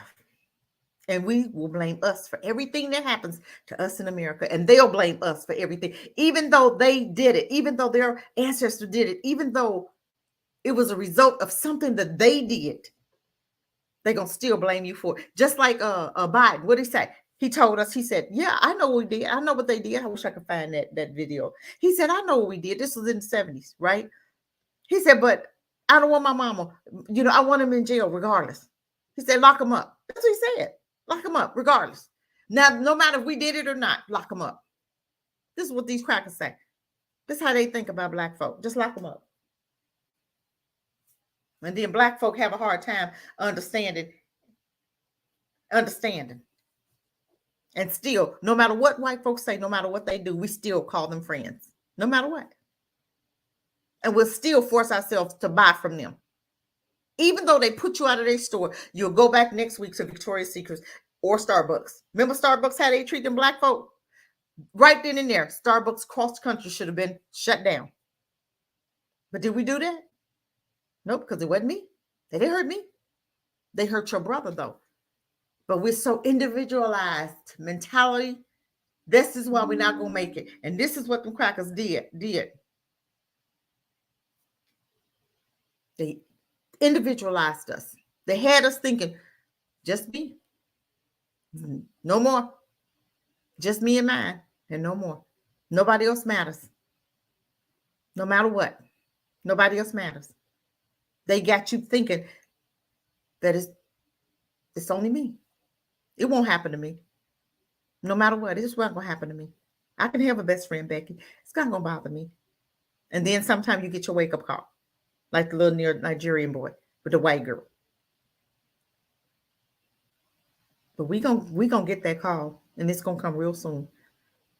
And it's going to be a shame because a lot of Black folk going to die. Because they're not going to want to separate from them. And I do believe right now, everything is being taken back to the basics, back to the way it should have been. And you're going to have some Black folk fighting for their life to stay with them crackers. And they're going to die with them. They're going to die with them. Because they don't want to separate. They don't want to leave Massa. Because my life has been so good with Massa. No matter, you've got money, but you're not free. Oprah got all that money, but she's not free. She can't think for herself. Because she think out of pocket, they're going to take her money. Just like the dude, what's the man name on Creed 3, the Black guy. No matter what, he still want them white women. Kanye West, no matter what, he went through hell, he still married another white woman. But this man, Kanye West, used to be the blackest out there. He was Black first. At first, before his mama died. Then what happened? What happened? How did he get so brainwashed all of a sudden? We got to stop. It's time for us to wake up. Go ahead, Forecast. You guys say something? First of all, you on fire. Like, you absolutely right. And you like, what it's gonna take, unfortunately, right? Maybe even like slavery wasn't enough, you know what I'm saying? And then the fact that you say, like, because we've been dying, like, millions of people, like untold numbers of people die, and then we still every day, you know. This is like a long time in the process already. And This is without they like when we talking about this is like when you were saying Charles Barkley, and like of course they're going to be like, yo, they don't do this, but they have that. Number one, that is like, first of all, I would say that I wouldn't, black people are going to, you know what I'm saying, be all right, you know, one day, you know, but I think that we will be. So I would, but when you say like you gotta look at what the circumstance is to even understand what to do and how to fight it and how to strategize, and to act like there isn't a whole system that people don't understand, or you got to learn and, you know, find ways to do what you have to do. A lot of us don't even understand it. We just hungry or whatever, not even thinking about it. But then it don't hit home until it's family, and then so many people sell out just for like money. And when we saying this stuff is not to be like, look what they have done to us. It's like, yo, look how we responding to what they do. This is what they do, is their nature. Like, and a lot of people unfortunately don't even know that. And it's not even about them. It's about like, how are we responding to this? And then even showing is like, these are better responses that you may or may not give, you know? And even then I'm like, yo, maybe I should go back to like more so what I was doing that first one. I'm like, this what we doing is not talking about like trying to say like we're trying to like, I'm for like destroying their whole system, you know what I'm saying? But it's also like, you know, making your own, and that'll in turn destroy their stuff, you know what I'm saying? But that's why we talking about what we talking about. It ain't complaining, it ain't, it's like, yo, look, like you have no other choice. Like they would do this to your children and then not have any consequences. And if you, and the only reason they don't have consequences is because you don't give it to them. And then we afraid, and we'll be like, oh well, they gonna come get us. Look what they did to Malcolm X. That was like 60 something years ago. Exactly. You still scared about that. The world. And then you end up like Mike Brown just because you scared of that. You feel me? So like, which one would you rather be doing? You know what I'm saying? So like, that's the point. We don't even understand. It's deeper than that. Your like children are going to their school systems to be programmed to be workers, to get the coon chip installed into their heads. You know what I'm saying? And it's definitely going to activate. And we still don't get it. We still, even seeing all of what we see, we still are willing to drop our children off to them every freaking day. I seen a guy, right? Let me just go there. I seen a white guy, and he was teaching kids how to swim, right? White kids, right? So I seen him with a black little girl, black guy, a little black baby, right? And she was trying to swim. His voice was so harsh to this baby. I'm like, wait a minute, hold on. Why are you speaking so harsh to her? Just his tone was harsh. I've never heard him that harsh with white kids, right? But with the black young little girl, his tone, like he was angry at her. He was frustrated. He didn't have time. I didn't want to do this. It showed in his voice. You can hear it, right? And I comment, you know me, I got to do my little comment because I want you to see that I see. But this is what happens with black folk. Remember the white woman who was training the black boy and the black baby drowned in her pool and she didn't get no charges, right? But you supposed to be responsible. Didn't get no charges. Remember that forecast? Then let the mom in the pool. Exactly. Didn't let her, she wasn't even there. She was wherever, right? Yeah, the white lady didn't even let her come in. Didn't let her come in, but you trusted her so much with your own baby. Ask her today, was she if she could do that again, would she do it? What do you think she would say? It wasn't her fault. What do you think she would say? She could make an excuse for what happened without calling racism out. And that's what we do. We often too busy trying to be friends and not hurt white folk feelings that we'll make all kind of excuses. Something happened, and I seen something on TV where something had happened. I can't think of what it was, but instead of the man, was it you said it was, I don't know if it was something you showed, and the black pastor didn't call. I think you did have it on your show, and the black pastor didn't call out racism. He said it was something else. You remember the show? I think it was last night or night. It might have been last night or the night before. Yeah, I think so. I think I know what you're talking about. He never called out racism. And that's what we don't do. We don't call them out for their racism. We allow them to keep being racist, and we don't ever call them out because we don't want to hurt their feelings. When are we going to call them out? We'll call us out. We've been calling us out, but we won't call their bull crap out. Because when we call theirs out, we racist. But when we call ours out, what? When we call ours out, what happens? We'll go against ourselves for them. They'll call it out. Then you'll jump on the bandwagon. And then they got you fighting against each other. And they over there clapping. Like, look at them niggas again. We got them again. Because now we're not recognizing their tactics. That's what the problem is. We're not recognizing their tactics. Because we have not gotten it up here that they still never liked you. Because anytime I hear Black person say, woo, in 2023, this is what we're seeing, what's going on. That right there blows me up. I'm serious. What do you mean in 2023? They never stopped. But why did you think they stopped? Why did you think that they stopped? They never stopped. But we are so blinded because you have allowed them to mess your mind up. And they know if we can get their babies' minds, how hard do you think it's going to be for now they're doing this genderless stuff, right? How hard do you think the little boys ain't going to be called little boys? They're already doing it now, and we know that. But are we still? Are we not? Are we pulling our children away from them? Are we building our own schools? Are we doing anything to counteract what they do? No matter what they do, other people will fight it. Other cultures, for instance, in Africa, they was, they're going against this LGBT thing, right?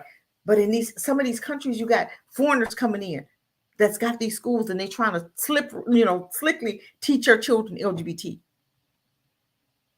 But the Muslims, they not having it. They boycotting everything else. Ms. V, welcome. They boycotting everything else. But we'll sit up there and we're here, whatever they do. We don't want to make white folk mad. They already don't like us, so just shush. And then you have somebody like myself that'll say something, and you'll have one of them coons that'll jump on me quick, because they got them dogs trained, right? And they'll release their little dog, like Roland Martin, Candace Owens. They got them trained dogs, Joy Reid, Angela, all them trained dogs that they'll sick on you, that automatically know what they're supposed to do. They will automatically go there and try to fight against you for them. I see them all the time, and I feel sorry for them. I just look at them. You going against your own for one of them, but would they go against their own for you? Heck no. That Texas man in Texas, no, he was in Colorado, the farmer, right? I haven't heard much about him lately. But he fed those crackers in COVID, right? He fed them. They ate good. Now look, he getting his wake-up call. I bet you he wish he had to let their asses starve. Because it would have been my farm. They wouldn't have got a damn piece of bread. I swear they wouldn't have. Because I know how them crackers, they're going to use you. Then as soon as the first chance they get, when you don't allow them to use you and you have your own mindset, they coming against you, and they come against you as a whole. It don't just be one of them. It'd be a whole group of them that'll come against you. And then you be, this 2023, whatever. Because you off code. You off code. But you're going to get your black wake-up call, black folk. We're going to get our black wake-up call. And it's going to be sooner than later.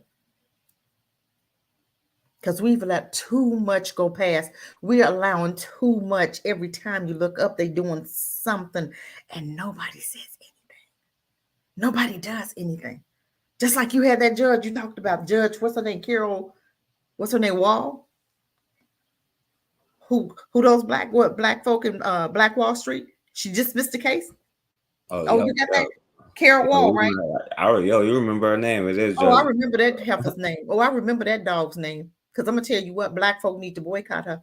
If they smart, when those crackers don't do what they're supposed to do, when the DA and them judges do what they not supposed to do, you need to hold them accountable and locally vote their behinds out. Locally. She's so big and bold. Oh, they ain't going to do nothing to me. Them black folks going to support me no matter what. And we do. And we do.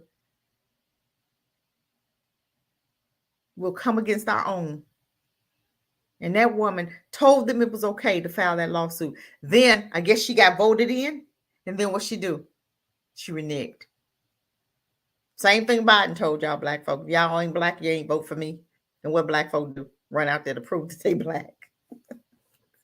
And you gave the man the highest seat that did the most harm to you. It seemed like you can beat black folk to death. The one that beat them the worst will get the most favor from black folk. The one that beat you to death, the one that beat you the bad, the one that treats you the worst, you get the most favor with black folk. You got something to say, Forecast? No, it was like you spot on. Like you saying like what the black people, like when you was talking about the sister who was like had a baby and stuff. Unfortunately, I think a lot of people would be like, not only say, well, not all white people are bad. They got to throw in there, not all black people is good. You know what I'm saying? You know, they got to say, oh, you just get there with another black person in the site, and they don't even realize what they're doing. That's why I even be pointed out with people, because that's the thing. We don't understand tactics and like a war, that you're in a war, or you just don't want to accept it, one or the other. But it don't really matter. It's just that we always got to explain ourselves. We always got to, it's because, I don't know, I think we give away our responsibility because we don't want to have responsibility for ourselves. And that's why, even why I showed like a lot of the stuff that I show, you know, because not only for us to understand, it's propaganda for a reason. Like it's meant to be, it's truth, is the truth, you know what I'm saying? But it's to instruct you on how to operate when you're in an environment that you're in. And no matter what we say, because we get the poorest food and all of that. And that's why I don't agree with turning away or blaming somebody, the youngers, or like saying, well, these people is lost and all. It's because you let them be lost. Like you, whatever you have to do. I'm not even trying to say you got to save everybody, but you have to recognize that your responsibility to, because for every probably one quote unquote bad black person, we don't talk about the thousands of good ones who are doing something, or even just the people in situations where it's about money, you know what I'm saying? And then that'll you open you up to the coon part of it. But like you said, a lot of people want to have Becky at the cookout, you know what I'm saying? Like I seen it, you know, I know brothers who be doing that, and we ain't gonna even talk about this. First, you got to even know what the problem is, and then you talk about the solutions together, you know. But the first thing we gonna do is say, oh well, it ain't gonna go right because this person then did this. That's why I was even showing with the sister. Like first thing people say, well, I don't know what she doing. She could be scamming and none of that. Like they didn't take it for the lesson. Like, damn, maybe I should look into how to get minerals. Is this possible or anything like that? You know, I don't know if I'm gonna join. Well, go do it yourself. Like that's the purpose, you know. And then like with considering like who's actually doing stuff, because like you talk about the school systems, you got sisters, brothers out there with their school systems who's doing something right now and it's like not getting supported, you know. And like what you try to do with the program for the youth, like even what I'm trying to put together for help with the water, and you know have like the things here, you know, so where I can talk to and help out and give them what I can give them, you know. If I can find a way to do it, I'll try to do it, you know. But the first thing people is gonna say, oh well, you scamming, you ain't doing this right, or they just not gonna say nothing at all, you know. And I know that's irrelevant because enough people, if you build it, I believe if you build it, they will come. But that's the mentality. We're gonna be like, well, you know, not all white people is bad, but you know what? You gotta throw not all black people is good. You know, I know this no good N-word from a long time ago. So now we all like represent that, like. And if you even go to like places, like most of the people there is regular good people, you know what I'm saying? You might have like, but you know, that's like concentrated, you know what I'm saying? Like, and how these situations came about is not out of nowhere. That's the point of like you recognizing the situation that you're in. So you can know that it's not out of nowhere. You're not just ignorant, you know what I'm saying? Is besides the fact that people are waging war on you. Like you said, Joe Biden said, I don't want them near my mom or my stephead, my crackhead son. And that's what I'm saying. I don't want them near my mom or my meth head. I don't want my mom to get pulled over or harassed by the police. Stay away from them, you know, especially they meth head white boys, you know what I'm saying? Don't come up in the church, you know. It's okay to be like, don't come up in this church, you know. And the brother, you seen the brother who let the white girl come in his house? Did you see that one, Consider? What do you mean? What was that one? A white girl walked in a dude's house complaining about the noise and stuff. Like straight walked in his house and he just pulled out his camera. Said, "I can't believe what are you doing here? I can't believe." He like, yo, that was I feared for my life moment. Well, yeah, that was crazy. Oh my God. Why would you open the door to her? Why would you even open the door? No, she just walked in. He didn't open the door. She just Was his walked door in. unlocked? I don't know how she got. I guess. He had to unlock it or something. I'm sure he just Yeah. don't sit up there with his door unlocked. Yeah, I mean, this. Oh God, I can't take it. I cannot. I cannot. I get so aggravated. But I'm thinking about what you said about the youth, and the other day somebody was saying we blame both. You can't blame our babies. You cannot, because they're looking at the adults. You know what I'm saying? So what they see trickling down is affecting them, right? So what they see trickling down is affecting them. What they see you do is what your kids will do. They don't do as you say, they do as they see you do. So if you're doing absolutely nothing and you using white folk as a crutch and you sitting up there talking about, what white folk ain't doing, and if you talking about what black folk ain't doing, and if you got so much hate for your own, what's trickling down? What's trickling down?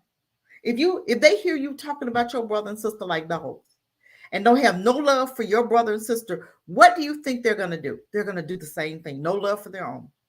Just like black folk with the Chinese man that shot the baby, right? You had black folk talking about that boy should have died. That hurts so bad when I hear that. That hurts. When I hear stuff like that, that hurts. I don't understand that. I don't understand how you could sit up there and say a baby that went in the store that didn't have no weapon, wasn't in there. You didn't even see a camera where he was doing anything, but he's running for his life. And you say he should have died. Why would you say that? What's going on with you that you can actually say that about that baby, but you didn't say that about Dylan Roof, who had a gun and shot 9 people? Our baby's dying for absolutely nothing. Dylan Roof didn't even die. He killed 9 or 10, one of them, 9 or 10, but got treated for a meal. Peyton killed 10. And the police came and begged him, but they want you to feel that every time they come, you're supposed to die. We have got to stop the hate of our own. We have got to stop the hate of our own. We're destroying us for them. What did the Klan say? We don't have to do nothing. Them niggas killing themselves. And yes, I'll say it. This is my show. I can. I'm just saying. That's what they say. We don't have to kill them no more. They doing it themselves for us, which we are. When did that start? The 80s? Because I know the 60s and 70s, we was loving on each other. We was black and proud. And the more we allow them to educate our babies, the worse our babies get. Look at it. Look at it. The more we allow them to educate our babies, the more our babies acting crazy. And we want to blame them for what we see going on. It's not their fault. The dad's not there.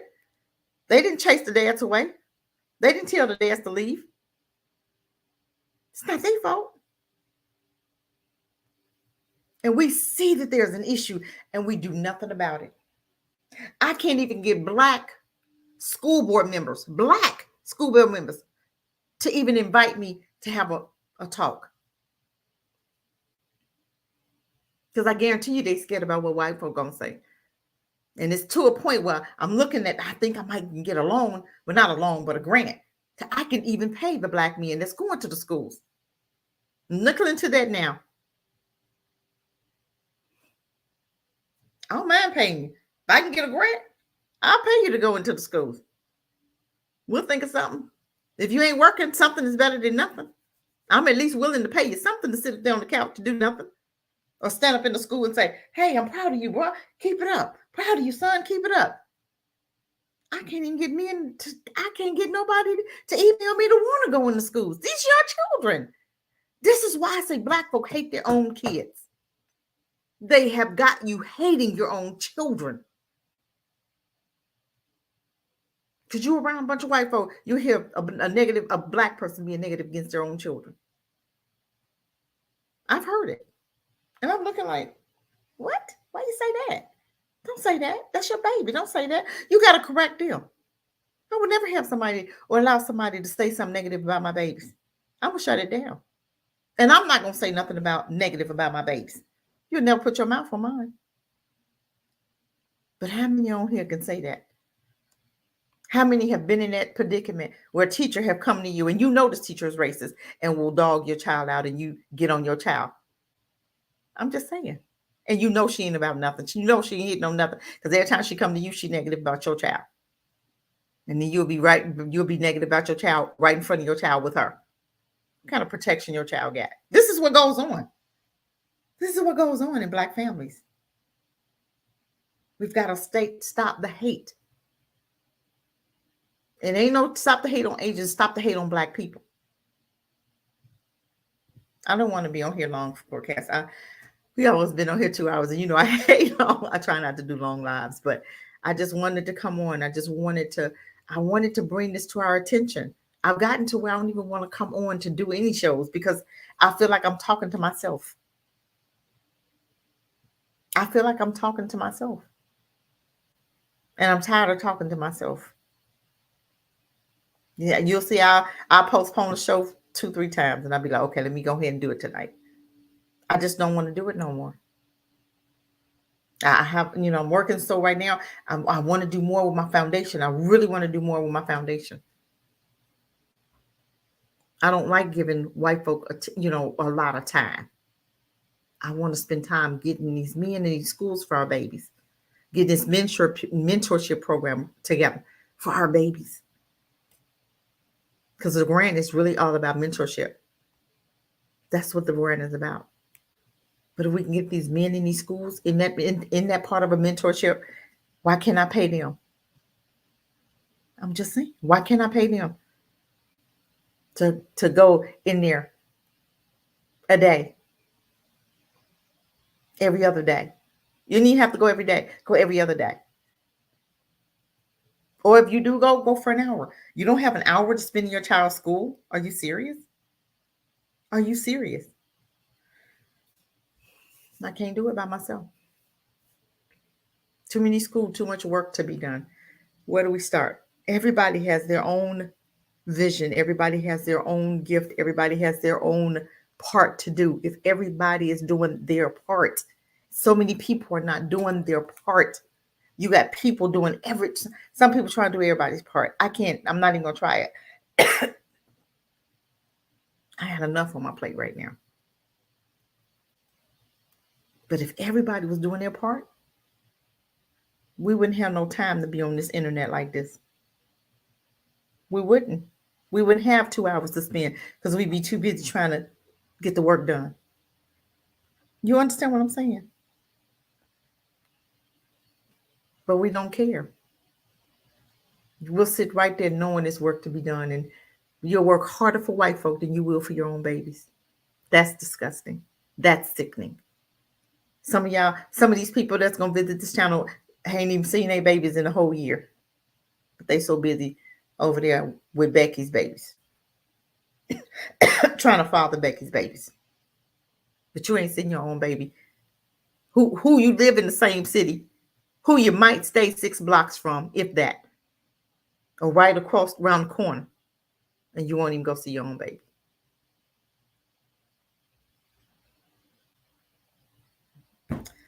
I don't know, forecast. I don't know. I don't even know. Family. Go ahead.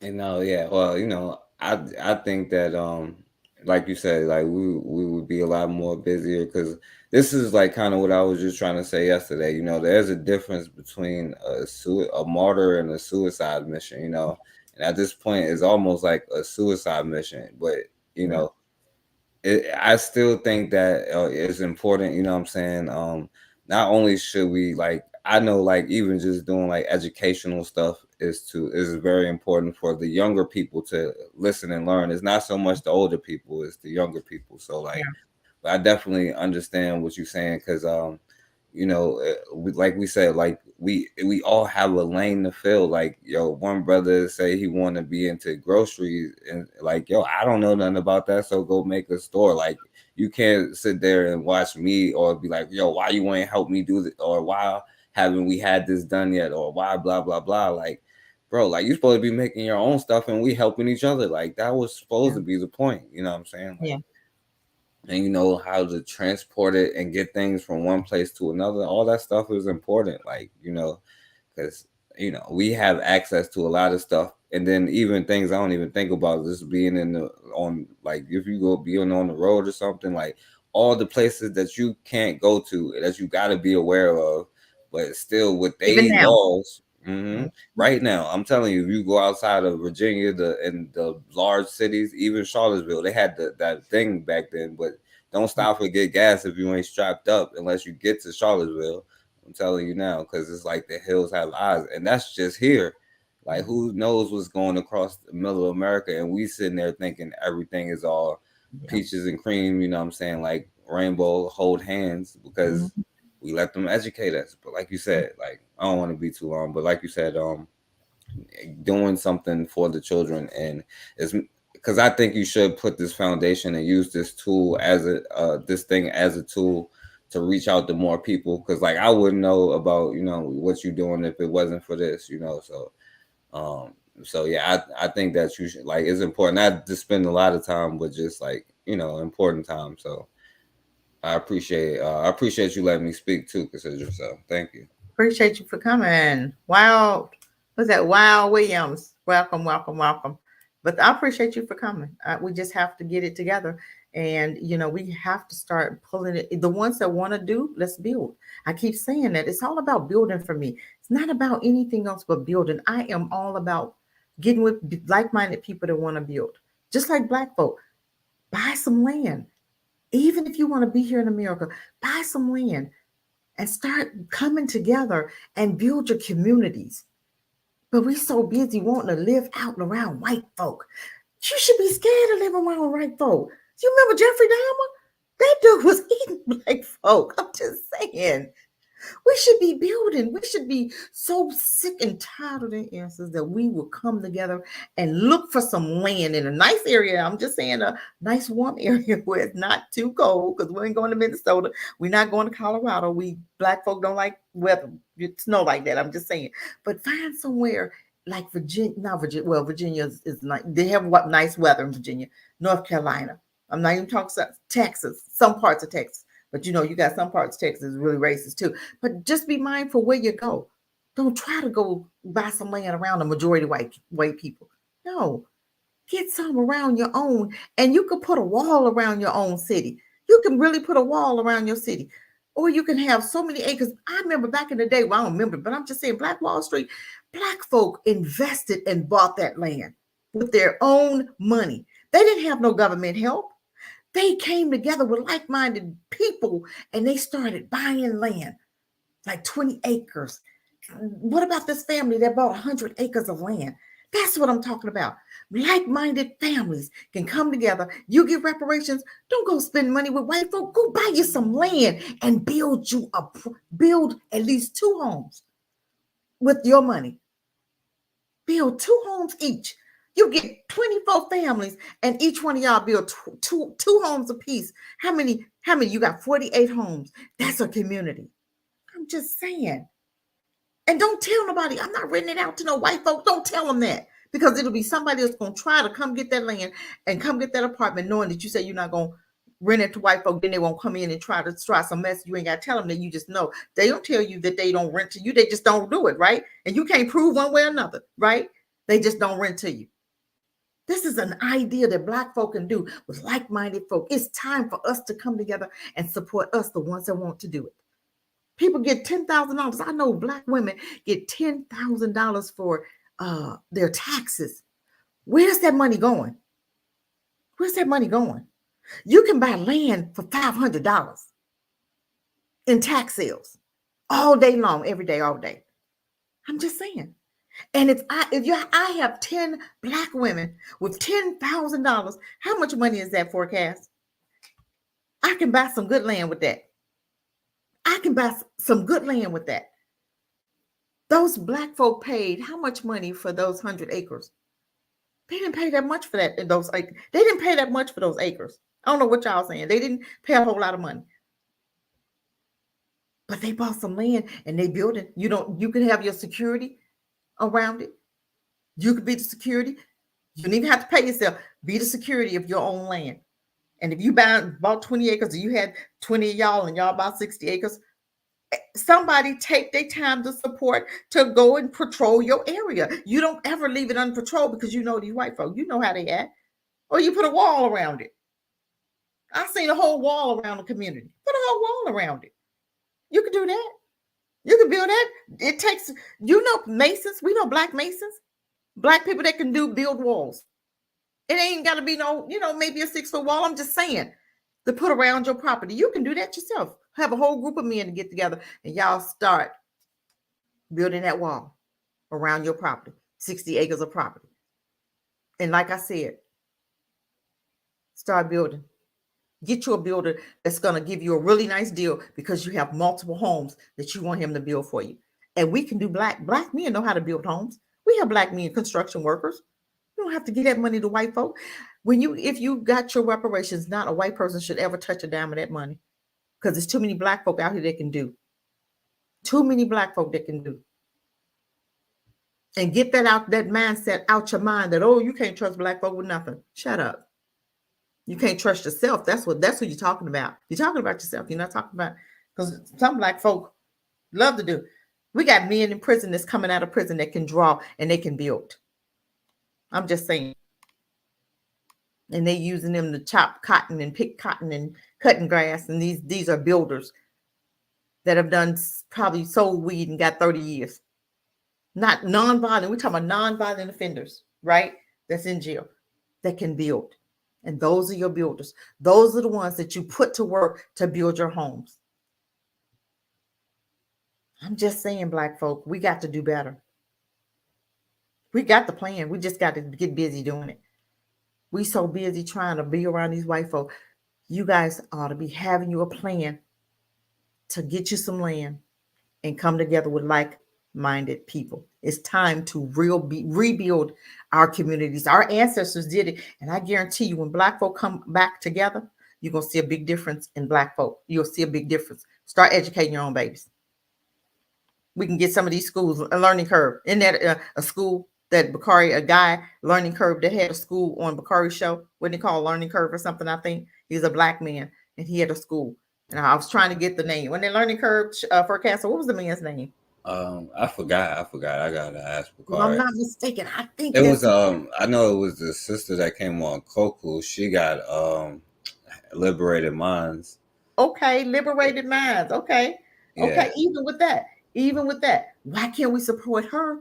Or even the other man also. It's several people that are black that we can support, and we need to get them together and even do a show with them, and put their schools out there. We don't do enough for each other. We can do a show and support those schools and help them to build one in your neighborhood, in that new neighborhood that you get ready to invest in that new land that you get ready to buy, black folk. I'm just saying, we got to do something. Look at your children. We got to do something before it's too late. We can pull and get thousands of acres. I'm telling you. You talking a whole town. Yes. And keep it all private. Yes. And you don't tell nobody who can live out there and who can't. This is my land. I don't have to sell it to nobody I don't want to sell it to. Dang on it. I'm just saying, if white folks say, y'all trying to go back to segregation. Hell yeah, we are. We're trying to get away from y'all asses. Because we already tried to live with y'all and we couldn't. So yes, we're trying to be set. We're trying to take it all the way back to where we should have never left. We hurt ourselves by leaving from amongst each other. We hurt ourselves. We thought we was helping.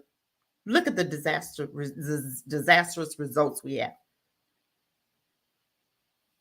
We've got to put a plan together and start buying up this land and taking care of our own and being around your own. You got people that would rather live around Jeffrey Dahmer's than you do your own people. Are you out of your mind? I don't know about you, but honey, I be looking white folk when I'm around a bunch of white folk. I'm looking. I got my candy bar with me, and I'm looking. I'm looking because I don't trust them. I'm not gonna sit up there and say, "Ooh, I'm safe around them." You ain't safe nothing. Are you crazy? Those are the worst ones. The FBI said the white men are the most violent, and you sit there feeling so comfortable living next door to them. Really? Shoot, they'll shoot your behind just like that woman shot that woman in front of her kids and didn't even think twice about it. She bought that gun weeks before she decided to use it, but she had planned it. And if they really look into that, they're not even doing that case right. They should look to see when she bought that gun she got. Look and see when she bought that gun. I guarantee you it was within a few weeks before she shot that woman. So what was you thinking about before? That's premeditated murder. That's what she should have been charged with. Premeditated. Hate, a hate crime because she was calling them kids all kind of niggas, right? Hate crime, premeditated because she bought that gun knowing what she was going to do with it. And they're not even trying that woman yet, right? They're not trying her right. I wouldn't care if they sent her to jail or not. I'm just saying. We can do better, family. Whoever's listening to this show, you should be thinking about what you're going to do with your taxes. Even if you have to save and put that money up under your mattress. And you might even have to have a person that don't look like you to be your front person for now. And then you have plans and you write something up that that title comes back to you within 30 days after they buy it for you because they'll get a better deal. And it's a shame. It's a shame that it has to be like that. But I'm just saying, you have a contract with that person that after you buy that land, at least 2 to 3 weeks or a month after, they have to sell it back to you. I'm just, it's a shame that we have to do that in America to get a good deal. But you don't want people to really know. And put it in a foundation. Create a foundation and buy it buy it under the foundation. They don't have to know it's a black foundation. I can buy anything with Ram in the Bush. I can buy a car, I can buy a house. I can buy anything and put it under Ram in the Bush. They don't even have to know that it's a black anything. I should have been a business consultant. Y'all gonna pay me for this advice. I'm just saying. Y'all need to give me 10%. I'm just saying. We gotta stop. We gotta stop. What do you suggest? I mean, I got plenty of ideas. But it ain't gonna, I don't want to sit up here and shout out a whole bunch of ideas that people ain't gonna do nothing with. Because people listen all day long. But are you ready to move on it? Are you ready to move on it? I'm just saying. Some people ain't ready to do nothing but sit there and complain. Complaining time is over. I'm tired of complaining. I don't know about y'all. I'm tired of complaining. You understand what I'm saying? I'm tired of complaining. Complaining don't do nothing for nobody.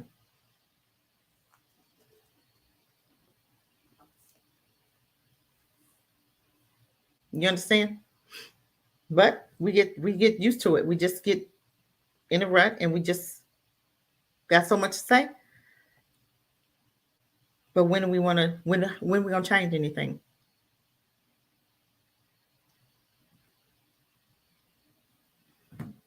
But I'm done. I think I'm done I'm done. I think I've done enough. I've said enough.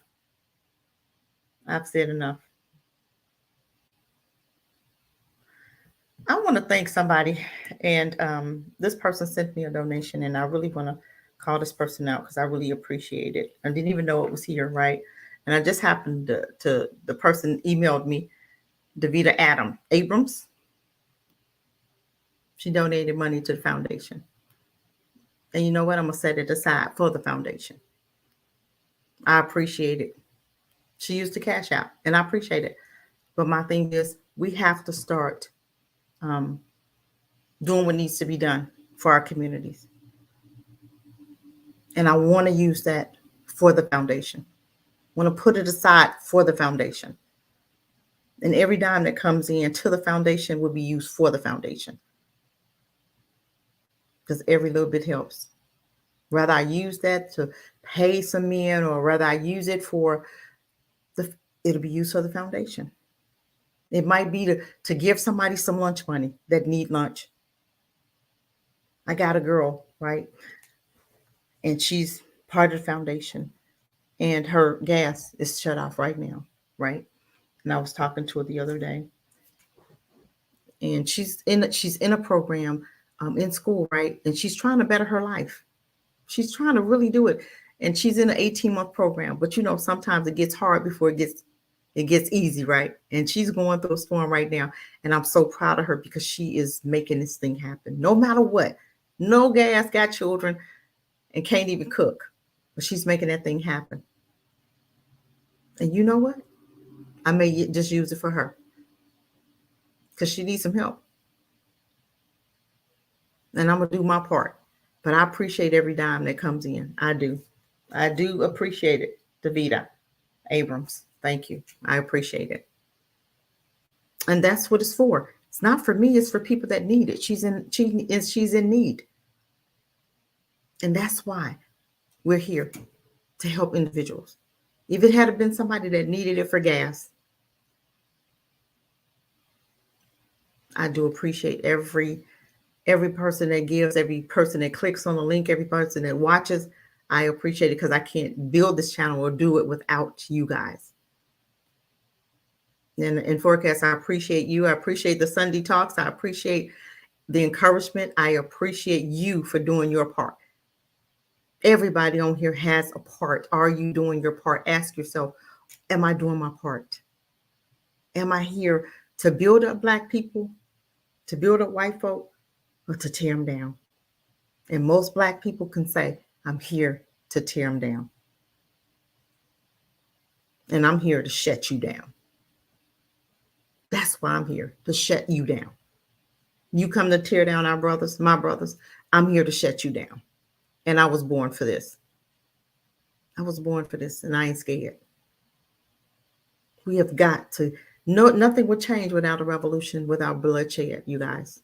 Nothing is going to change for us. We've got to stop beating ourselves, beating us up, beating each other up. Our lives should be full. We can't even get Black folks serious enough to come here to want to do nothing, want to change nothing. Y'all hit the thumbs up. Did you hit when you came in, did you hit the bell? Did you hit the thumbs? Did you like and share? It don't cost nothing.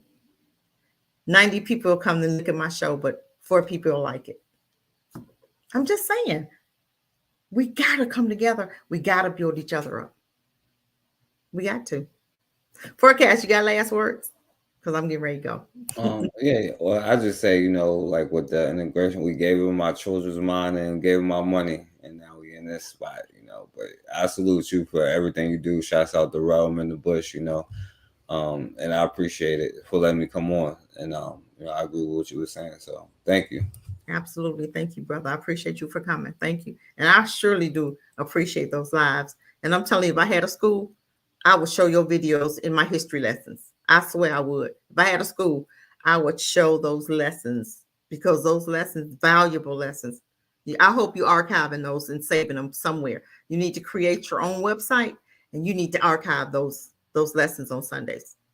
Yeah. Hopefully that could be like you know, because like the thing I'm working on anyway is just like I'm putting it out there, you know. And it's like a whole thing where I documented everything. I went year by year, not everything, of course, there's so many things, but yeah. So like, I definitely wanted to be like in school, but you know how it is. They don't want to do it anyway because they can't say Black people. I talk about too much, like what Black people was like beating their head, you know. Yeah. But a lot of times, like different Black schools, like your sister. You said, what's her name? Goddess. Her son, she's got a school. Talk to her and see if she'll incorporate it. That's why you can't be cussing on there though. But right. I'm just saying, you know what I'm saying? Because you're trying to use it for children. Good reasoning. Thank you, Rob. I appreciate you. I appreciate you, girl. I appreciate you. But yeah, Forecast, you can use those and talk to the one that Bakari had on his show, and talk to Goddess about that school, and maybe that's the way to start. Even call to Zykes Institute. You can email him. He's on Facebook. Reach out to him. You can talk to, I don't know, I've been hearing something about what's it, King Randall. I don't know about his school. Somebody said something about his school got vandalized or something. I don't know much about that, but maybe you can talk to him. And it'd be a shame. This is a shame if you telling me that his school was vandalized and he has a black school for black boys, but nobody else vandalizes anybody's school. My first thought is, why was there not security around that school, right? Let's not do the same thing to Black Wall Street. We have to have security, because with Black Wall Street, didn't they have like barriers where they couldn't even get inside of Black Wall Street? They had bombs. Your government had bombs that took down Black Wall Street, right? If I'm not mistaken. Why is it that Randall didn't have guards around that school 24 hours a day? Seriously. Why was that school left alone at night? See, he forgot. That's the only reason why you would leave it open. You forgot. You forgot your history. And you thought everything was good. No, everything ain't never good when they're in existence. Everything ain't never good with them in existence. But we forget. So that's why that school was left unattended. And now you've allowed them to tear down what you've put your blood, sweat, and tears to. And you left it open for enemies to come and vandalize it. Now you got to spend more money to fix it up, if you can or not. But we don't hear about no white schools getting abandoned, do we? And vandalized, do we? Always black schools. Tell me why. Somebody should have been patrolling that school with their candy bars. Come on this property, we're gonna handle our business. Seriously. No trespassing signs all around the school. No trespassing in the fences, wherever. Put your fence around that. No trespassing. And they trespass, handle your business. I'm just saying, it's time for us to mean business. When we start meaning business, like Deacons of Defense, then they'll leave you alone. The bullies will stop bullying. The Klan was tearing their behinds up until they did what? They defended themselves, and the Klan left them alone. And until black people start doing what they need to do, nothing will change. Go ahead, Forecast. No, I was just gonna say real quick, like that video Bakari did, right? You see how and the black cop was the first one to say something too, by the way. But imagine if Bakari, not to say that he should or shouldn't, but imagine if he had a shotgun that was there. Then imagine if it was like 2 or 3 brothers that was there and they all had shotguns. Like how much that situation would change, you know? But did you see the black cop? They sick the black cop on the black person. You see what I'm saying? So you can't say it's racism, but that's a code. He on code with them. That's the sad part about it. And I'd have bust him up. You on code with them, huh? He on code with them. He think he one of them. He's the very one that to get a shot by them. And be saying, oh, I thought we was cool. You ain't cool. Police department got 2 separate unions. One for black folk and one for white. Did you know that? They got 2 separate unions. They don't even have the same union. We on the same force and we got separate unions? What the hell? What are we doing here? We don't have the same laws. They don't have the same laws as black cops. Black cops better not shoot nobody white. Better not arrest nobody white like that. But they can treat you any kind of way. And the black cops gonna help them. But whatever. That's a whole nother story right there. But I do appreciate everybody that came. I'm gonna go. But thank you so much. And I'm gonna try to get back on. But I was saying that not this Saturday, but next Saturday at 7 o'clock. I'm gonna try to share the link. Me and my my brother Maurice Muhammad, we're gonna do some series together. Okay. So I may have to hold on to Black Men right now because he's gonna be talking about a lot, and I'm gonna be on his panel. So we've been talking about that. So that's not this Saturday. It's gonna be next Saturday at 7 o'clock. And I'm gonna try. If you guys go to Ram in the Bush and give me your emails, or you give me your messenger links or whatever, I can send it out to you guys in a group chat or something. Okay. Or you can go messenger because of your cheek on Messenger and give me, just connect with me and I'll send it out when we go live. Okay. That way you guys have the link, because I want us to build. And Brother Maurice is on fire. Y'all, I hope y'all are ready for this brother. This brother is on fire. Okay. I first started out with him. I've been doing YouTube for a minute now. I first started out with him, and he really helps me out. And him and I hooked up, and we became friends, really good friends. And I'm telling you, we used to back-to-back do lives with each other, and we kind of got away with it, but got away from it. But we never forgot. We just kept just doing. And now we're going to come back together and do some more lives, which is going to be really super interesting. Y'all got to be ready for my brother. You got to be ready for Maurice Muhammad. I'm telling you, he is on fire. And if you ain't ready, you're going to get your feelings hurt. I'm just saying. He is nothing but the truth. I hope you guys are watching him. He comes on out early in the morning, I think, on Maurice Muhammad on YouTube. Okay, y'all look that brother up. That brother is bad. I'm telling you, he is nothing but the truth. So it's an honor to work with him and do it. Doing some we laying down foundation. We're talking about Black men, and it's gonna be positive because I'm not gonna go against our men. You already know that. I'm not gonna say anything negative against my people. I love me some Black folk, and we've had a rough time. They don't need me to give them. They have a rough time. Our men have a rough time every day, all day. And I would never go against our men. Would never, say anything negative or bad.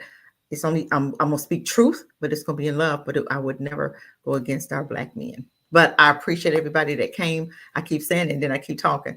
Forecast, you got anything else you want to say before I go? No, just thank you. I appreciate that. And yeah, shouts out to Maurice Muhammad. But yeah, thank you, Cassandra. I appreciate it. Yes. So with that said, you guys, I'm gonna go. I'm out. Y'all have a great rest of your week. Have a great weekend. And who knows, I may be back Sunday, Saturday, or Sunday. I don't know, because I'm kind of behind right now on my lives. But yeah, y'all just hang in there. And we're gonna try to I want everybody to look into what your gift is, and I want you guys to get busy with whatever you were put on this earth to do. Get busy. Get busy building. Get busy building. And give your brother the benefit of the doubt. Stop being so hard on us. With that said, family, peace. I'm out. Take care.